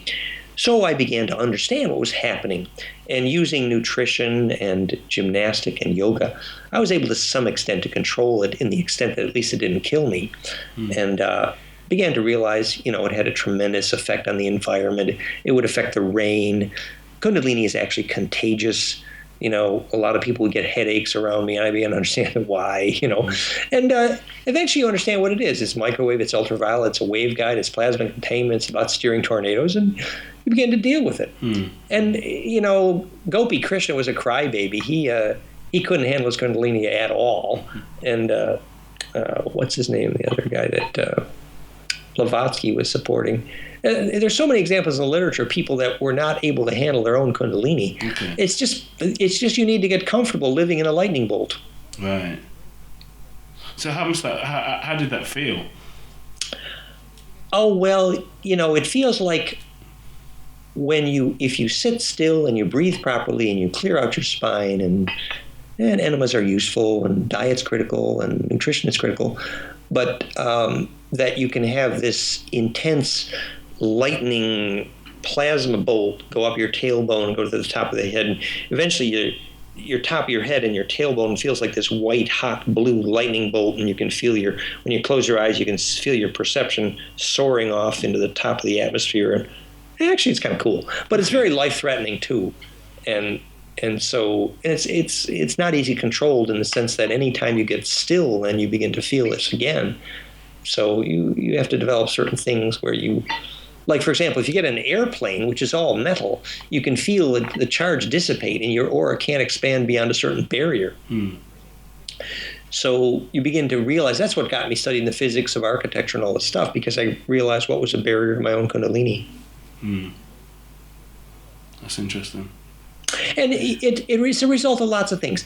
For example, I make this joke, but you could tell by looking at George Bush's skull that he did not even possess the glandular equipment to have a bliss experience. And it's true that, for certain people, the glands don't evolve to the point where they can be that phase coherent. Okay. And eventually you actually see with Kundalini, the top of my head got very sharply pointed right through the skull. I know several friends like that too, because the force of the liquid upward towards center is so great. And that's the liquid going through the spinal column, right? Well, yeah, see, it reaches the brain column, the brain crown, and there's an explosion of growth there. So the top of your head becomes this fabulous organ of perception. And in my case, I became clairaudient, actually. And I could always three-dimensionally imagine what it is to ride a wave. But my clairaudience evolved. And my recently deceased mother came to me after death to explain to me why I had not inherited her clairvoyance. Actually, she's a famous painter, thelmawinter.com. It's a bit of a long story. But when I was living in a Cherokee sacred burial ground, Waynesville, North Carolina, I could hear the voices of ancestors regularly, actually. Okay. Wow. But my lady friend here tells me I should get more disciplined about it. And, yeah, but I haven't been very disciplined about it, actually. Right. I mean, obviously you're able to control the energy now, yeah? Well, how it works is sort of like this. Supposing you had a big meal, and part of the meal was good, but part of it was mucus producing. Kundalini increases the rate at which the mucus is pumped out. You spit out the mucus, you sneeze, you burp, you fart, whatever. It's acceleration of metabolic rate. And that plasma density becomes awareness density. So I have the potential to extremely accelerate my metabolic rate, which, it can be a little bit dangerous too. But if you can control it, it's extremely information dense. It's an organ of perception. You can use it to, think through any problem. Okay. But also it means that if you think an unshareable thought, you become angry and impatient very quickly. Right. It's the same physics as when a king puts on a gold crown. It accelerates the metabolic rate, and therefore, if he's thinking an unshareable thought, it will accelerate the rate at which the king goes nuts. Right. It does make sense. So you do have to have a quite a disciplined lifestyle, really. Well, you need to learn how to think a shareable thought. Yeah. Actually, if you don't focus on pure principles, eventually the waves become destructive interferent. Wow. We need to change in lifestyle. Yes, that's what it's all about. It's the change of lifestyle, isn't it? Especially here in the West. Yeah. And Yeah, it's really true. You know, we can go through all this abstraction, which is fine, but what it boils down to is simple. If you adopt a lifestyle to begin to have a bliss experience, bliss is the final form of all education for sure. You know, after university you have internet, and after internet you have bliss, because bliss is the ultimate internet. It's the charge attractor for all biologic plasma, and that is the final form of all biologic information. So once you undertake the discipline of the hygiene to have bliss experience, all other forms of education become obsolete, definitely. So it's simple. The final climax of education is simple: how to teach young people to have a bliss experience. Once they are able to have regular bliss experiences, all other forms of education are completely obsolete. I mean, biologic charge is the final form of all living information. All living information is available to you at that point. So if you will undertake how to have bliss experiences regularly, you know, it is the climax of the internet. And the hygiene, reviewing the hygiene simply is this: you must spend most of your time in biologically charged environment. It means not dead air, not electrosmog, not metal buildings, a place where the charge of nature is available. I live near a giant sacred mountain. The air and water and magnetism here are the best in Europe. And that enables me to have my regular Kundalini experiences. If I was living in a city, I could not do it. In fact, you should not even attempt bliss experiences in metal buildings, because during bliss, you suck in your environment. Well, That's when they say nature's the best. and that's why they say you have to take like ayahuasca and all them sort of stuff. You have to be in nature, really. Yeah, definitely. Yeah, you need the charge of nature. Yeah. And you know, even the famous Australian lady who teaches you how to live without food, you have to spend so much of your day in nature, absorbing charge from nature. And that's the way ultimately you don't need food. What you need is charge. Yeah. And it's simple, really, because when we go by the river, by the park, Yeah. you feel so much at ease and less stress, just like that. And It's really helpful to study how electrosmog poisons all of life. The frequencies fail to embed. I mean, it's as simple as understanding why, if you take the poison fluorescent light out of your children's classroom and install sunlight, you measure a dramatic increase in attention span, because there's a frequency recipe which defines attention. And that's how you begin to understand how all of electrosmog is poisoning your ability to implode. Yeah. And that makes sense, because I mean, it's an artificial light which is above your head, and it's directly going into your head, into your crown. And the frequencies of sunlight, the frequencies of photosynthesis, are phase conjugate, which means add to implosion, enable centripetal forces. So, you know, all these teachers are complaining that kids don't have attention, and they give them Ritalin, but they don't understand, they have a clue to the physics of what attention is. Attention is the ability to get centripetal electrically. And there's very specific frequency recipes, just like photosynthesis is Planck time times exponent golden ratio, exactly. So it's all about converging, conjugating waves. If they can't implode, you won't have attention, and you won't have bliss. We need to try and get you over here, Dan, and get you into some of these schools, man, and teach these guys, man, because it sometimes seems like it's a lost cause with these teachers and the things that they're teaching the children, you know? Well, it is an education problem. And I did, travel around the world for 15 years every year. But, with 500,000 videos of me teaching on the web now, I don't feel the need to fly to other countries, actually. It's an education problem, you're right. But it's not about me getting on more airplanes. Yeah. So basically, we can use your videos if we was to go into schools and so forth. Well, 500,000 other people did, so you might as well go ahead. Yeah. I mean, there's 350 films on of us teaching on my video library, goldenmean.info/implosion movies. Mm-hmm. So you can see the intro to video libraries, but so many people have replicated now, and it's global, and that's fine. The information is free. Yeah. The fact is, but me getting on a jet airplane, when people ask me to get on a jet airplane these days, I say money first, please, because that's bad for my aura.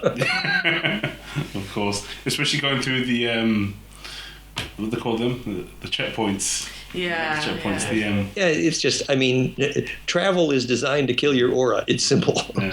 Whereas, Aboriginal women, they were taught you're never to leave your birthplace, because the longer you're walking barefoot and you're in your birth domain, the longer your DNA is braiding phase coherent to that. The Aboriginal mother, the first time she feels the baby in her womb, she goes to the shaman, and they make a magnetic map of the ground under which she first felt the baby in her womb. Mm-hmm. And that carving on the stone is the title deed for that child's land, because their dreaming will then hold that land together. The reason is because by 100 generations of walking barefoot on the same land, the braid in your DNA sequencing is phase coherent to that land. Arthur and the land are one. Indeed. And on that note, we just need to get back to nature in reality, don't we? That's the bottom line. I got another conference call here. Just 1 second, okay? Okay. Well, I think I got to take this. Okay then. Well, the show's over anyway, so we'd like to have you back on soon. It's been a great blessing. I send blessings to all your visitors, and goldenmean.info, it's all there. Let's stay in touch, particularly if there's anything practical we can do to help each other. Let's make it a shareable wave. Definitely. Thank you very much. Thank you very much, Dan. Thank you. Okay. Bye-bye. Bye-bye. Wow. A lot of that show I was just blown away. I'd have to. For the info, I definitely need to check out the websites and. Or just listen to the show again. Yeah. Yeah. Well, it's uploaded, isn't it? Well, will be. It will be uploaded on YouTube, as we do with all the shows. Yes. So, which we will share after our music break. Yeah. If you've got any questions, to forward on to Dan, just put them in the Ustream link on the right hand side of the page. Is that right? Yeah. Mm-hmm. You can even ask a question to me and I'll answer it the best I can on this subject. I was just blown away. I don't think I'll be able to answer the questions actually, as you probably know already. Yes, let's go for a break and come back. We'll just digest all that information, innit?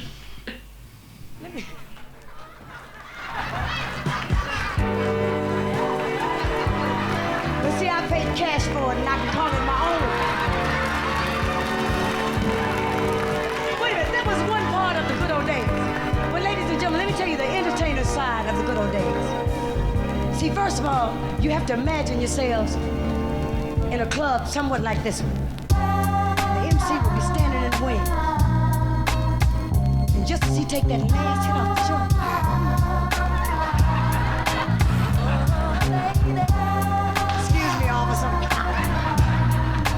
just so you take that last hit off the joint. They call him up, he had a drum roll, he hit a drum roll. Feels like whole grain goodness, sandwich, unlike them sloppy joes. Manwich, disenrichment from my mouth to your soul. Down your blouse, up your skirt to the bowl. Got you reaching for my trousers, I'm like, bitch, please. I don't fuck with schnauzers, go fetch your frisbee. Go long, nah, real long. A little farther. If you don't wanna sit the bench, you gotta replace the starter and go the extra mile and sip vitamin water. She had a thing for nuts like Washington Carver. Just a few random thoughts from the author. Freehand, roller coaster riding the beat, man. Please, man, she got that battle cat. I'm He-Man, ease in. Feel like I dove in the deep end. See, man, busting off in time for the weekend. You think I'm hot? You reaching to the wire.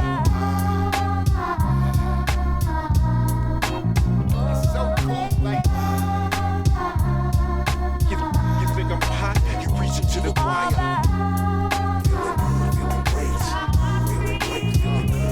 Feels like the table's hot, roll the dice. Unlike MOP, cold as ice. This enrichment from your head to your feet. Got your body tingling until you sleep. REM like Michael Stipe, I'm hardly him. So smooth, they don't care what kind of car we in. Drive slow, homie. Yeah, now hit the gas. A little harder. I keep giving them fresh cuts as if I am a barber. Ronde Tiki, I make this look easy, does it? Off the heezy, cousin, he's been puffin'. Nah, dog, he's McLovin'. Super bad, he's super duper rad. When dudes get mad, look at all the booze he had. Dude, relax, put down all the Uzi mags and calm your nerves. Think you could use a drag. You think I'm hot? You preaching to the choir.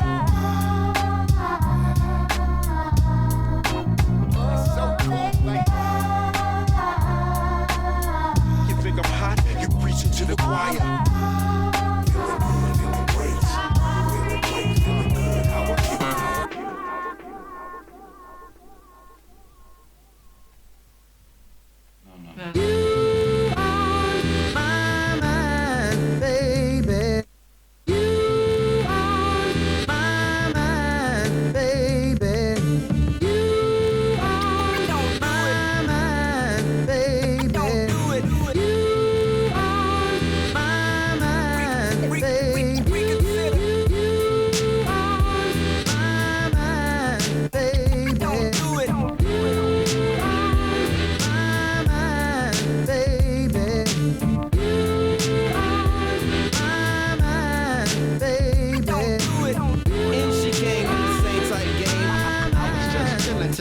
You.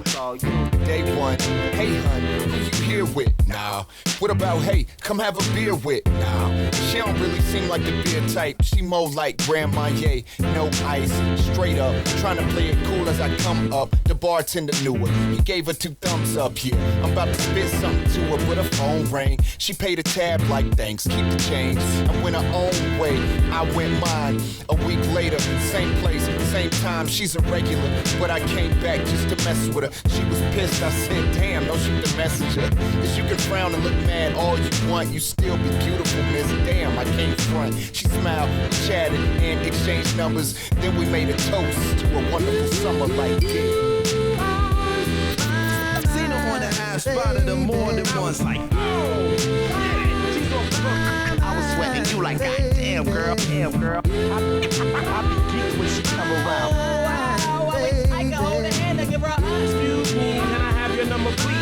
Looking for that perfect girl, and now you found her. Day 13, Friday night might be hype. Wanna see a move, so some dance hall might be tight. It's bad luck though. Yeah. But do I wanna be stuck at home watching reruns of Love Boat? Fuck no. So I'ma call, but I don't wanna seem pushy. I'm really feeling this gal. It ain't about the pussy. Well, maybe sex. I mean, maybe a text. She told me she was lonely and needed space from my ex. So in my head, I'm thinking green light. Time seems right, but I ain't a mind reader. Don't know a sign either. She don't know mine either. Wait, she told me that. It's some bullshit, I'm tired of holding back. I press contacts via the touch screen.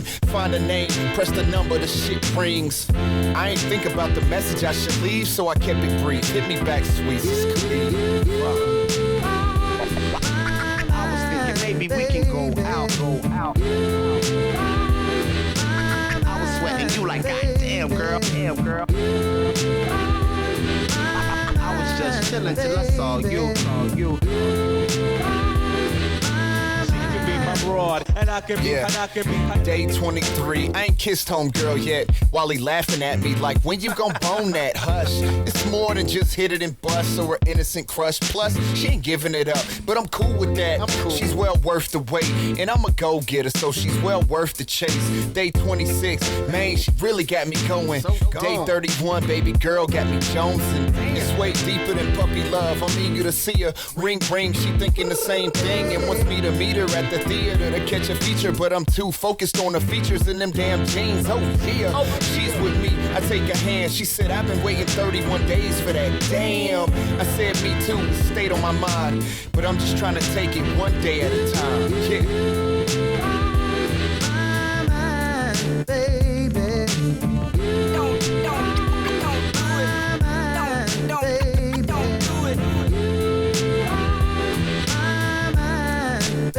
Don't do it.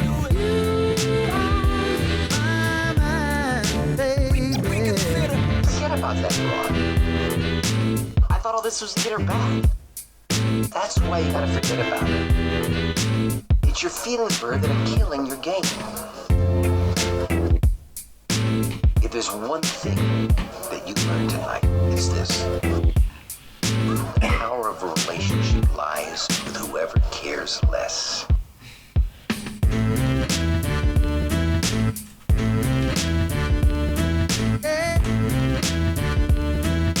And what I love most, she had so much soul. Gummy soul. So much soul. Gummy soul. And what I love most, she had so much soul. The Innervibe Show on s-ence Radio. This is Yaz Alexander.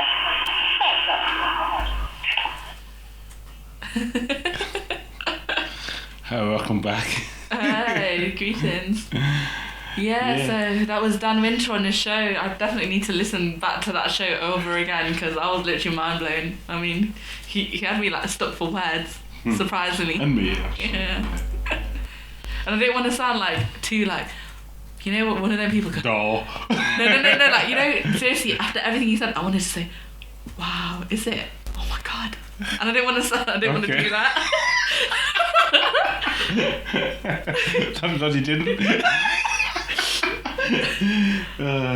Well, you can check all of Dan's links out anyway. Fractalfield.com, that's FRACTALFIELD.com.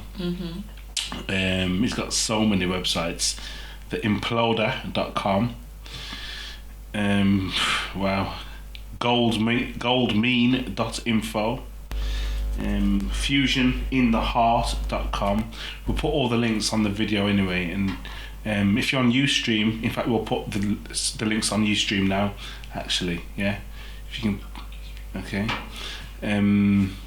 so that's goldmaninfo.info, sorry. Heartsring was the other one, heartsring.com, the imploder.com, fractalfield.com.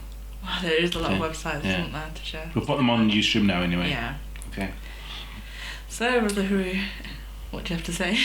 What do I have to say? Yeah. Well, I'm going to check out the Heartsring on Nisha's phone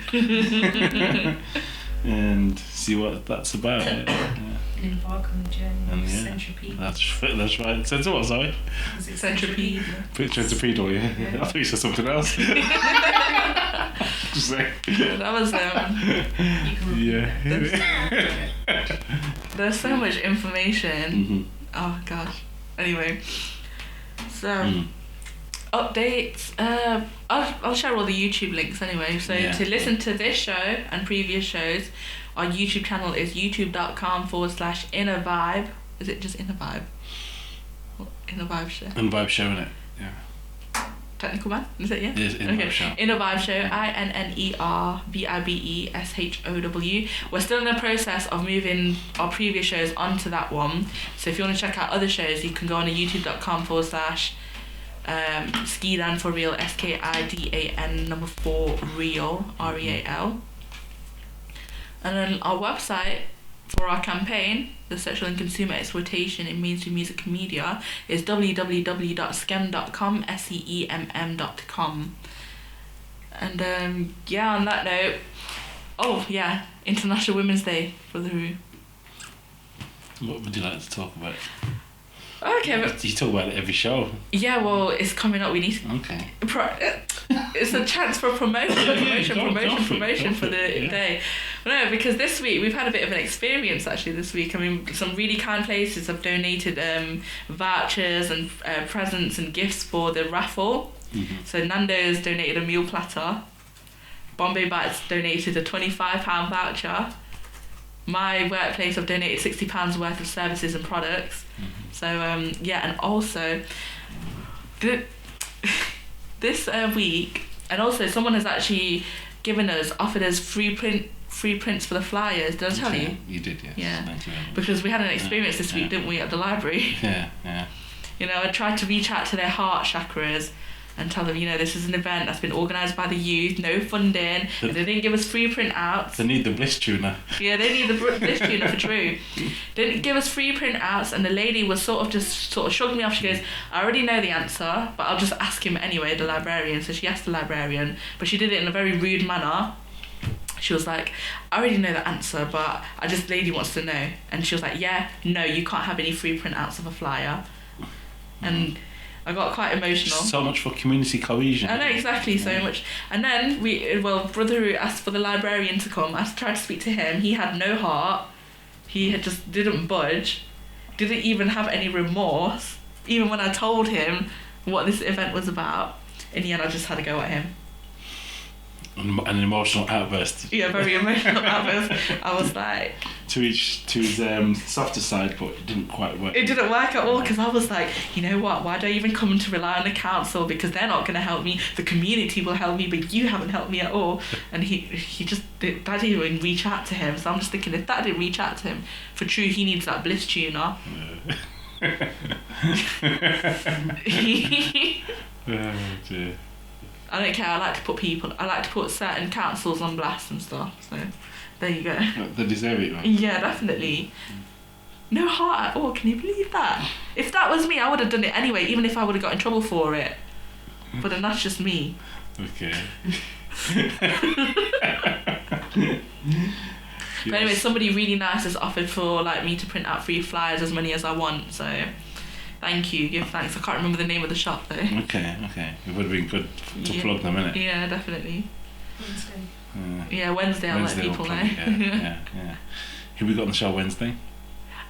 We need to still get in touch with the others, but we might have the Facebook group, The Elephant in the Room, which is a really good group on Facebook. They share a lot of information, they share a lot of videos, and they discuss a lot of topics. And it's good for people, especially if they're coming into this sort of knowledge, they're new to this sort of knowledge. So definitely a good group. Big up Shireen for adding me to that. Most definitely. I wonder if a lot of people would have understood tonight's show. I know their subconscious would have soaked it in. Yeah. On a conscious level. So I mean, it was quite. Well, there's some things that I need to gain an understanding of, and I want to go back and probably read upon it.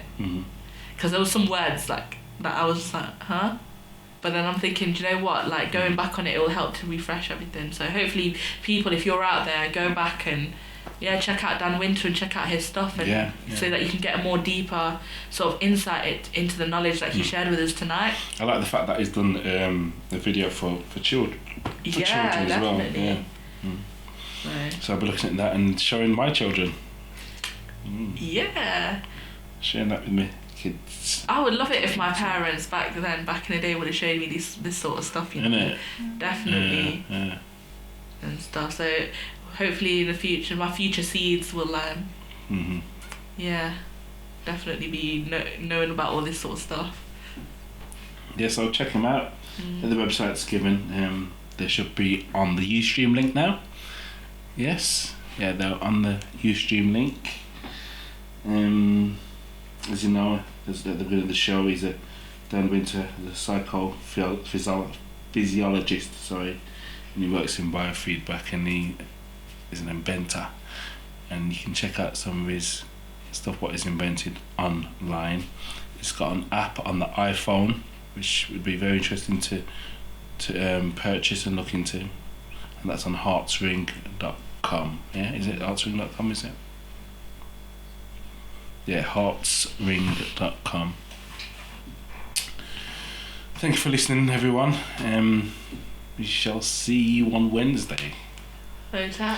Hotep.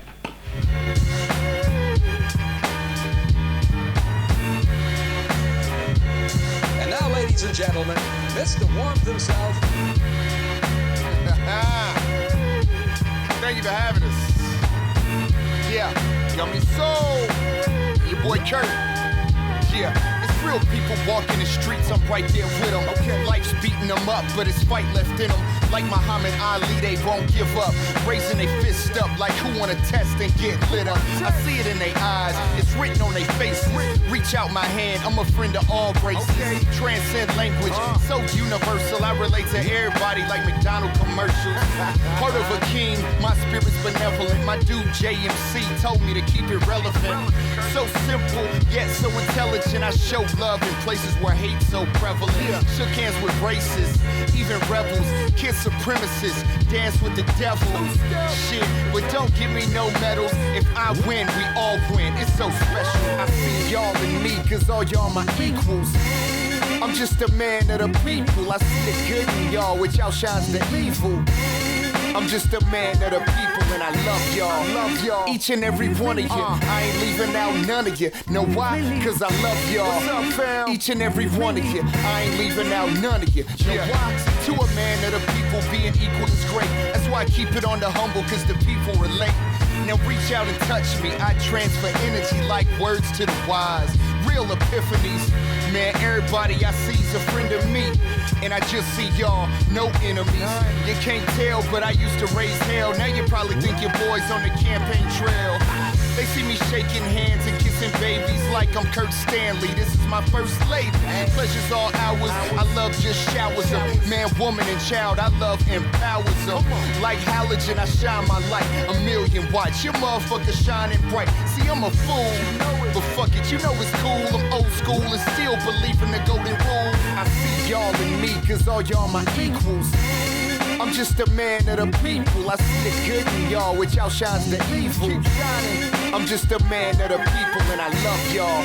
Each and every one of you. I ain't leaving out none of you. Know why? Cause I love y'all. Love y'all. Each and every one of you. I ain't leaving out none of you. Know why? See, I love them brown, yellow, Puerto Rican, or Haitian. United under one combination. Where green cards and passports should be barred. And foreign ain't in the vocab. You welcome like dope mags, like providing housing for nomads. These ain't just words I scribble on notepads. Nah, see, I'm just a good Samaritan. I keep it meek, not just for my inheritance. Just go ask if you don't believe me. Matter of fact, take my address, come and see me. My door's open if you wanna come by. I'm on that Queen Latifah, you and I T.Y. You can have a shirt off my back and Levi's too. Do I take them to be my own? Indeed I do. I'm like Dudley trying to do right and do it for real. Cause if I don't take care of my people, who will? I see y'all in me, cause all y'all my equals. I'm just a man of the people. I see the good in y'all, which outshines the evil. I see you shining. I'm just a man of the people and I love y'all. Love y'all. Each and every one of you. I ain't leaving out none of you. Know why? Cause I love y'all. Help it. That's right. Cause I love y'all. Help it. Yeah. Yeah. I appreciate y'all coming out. Fuck with your boy. I see you over there, cousin.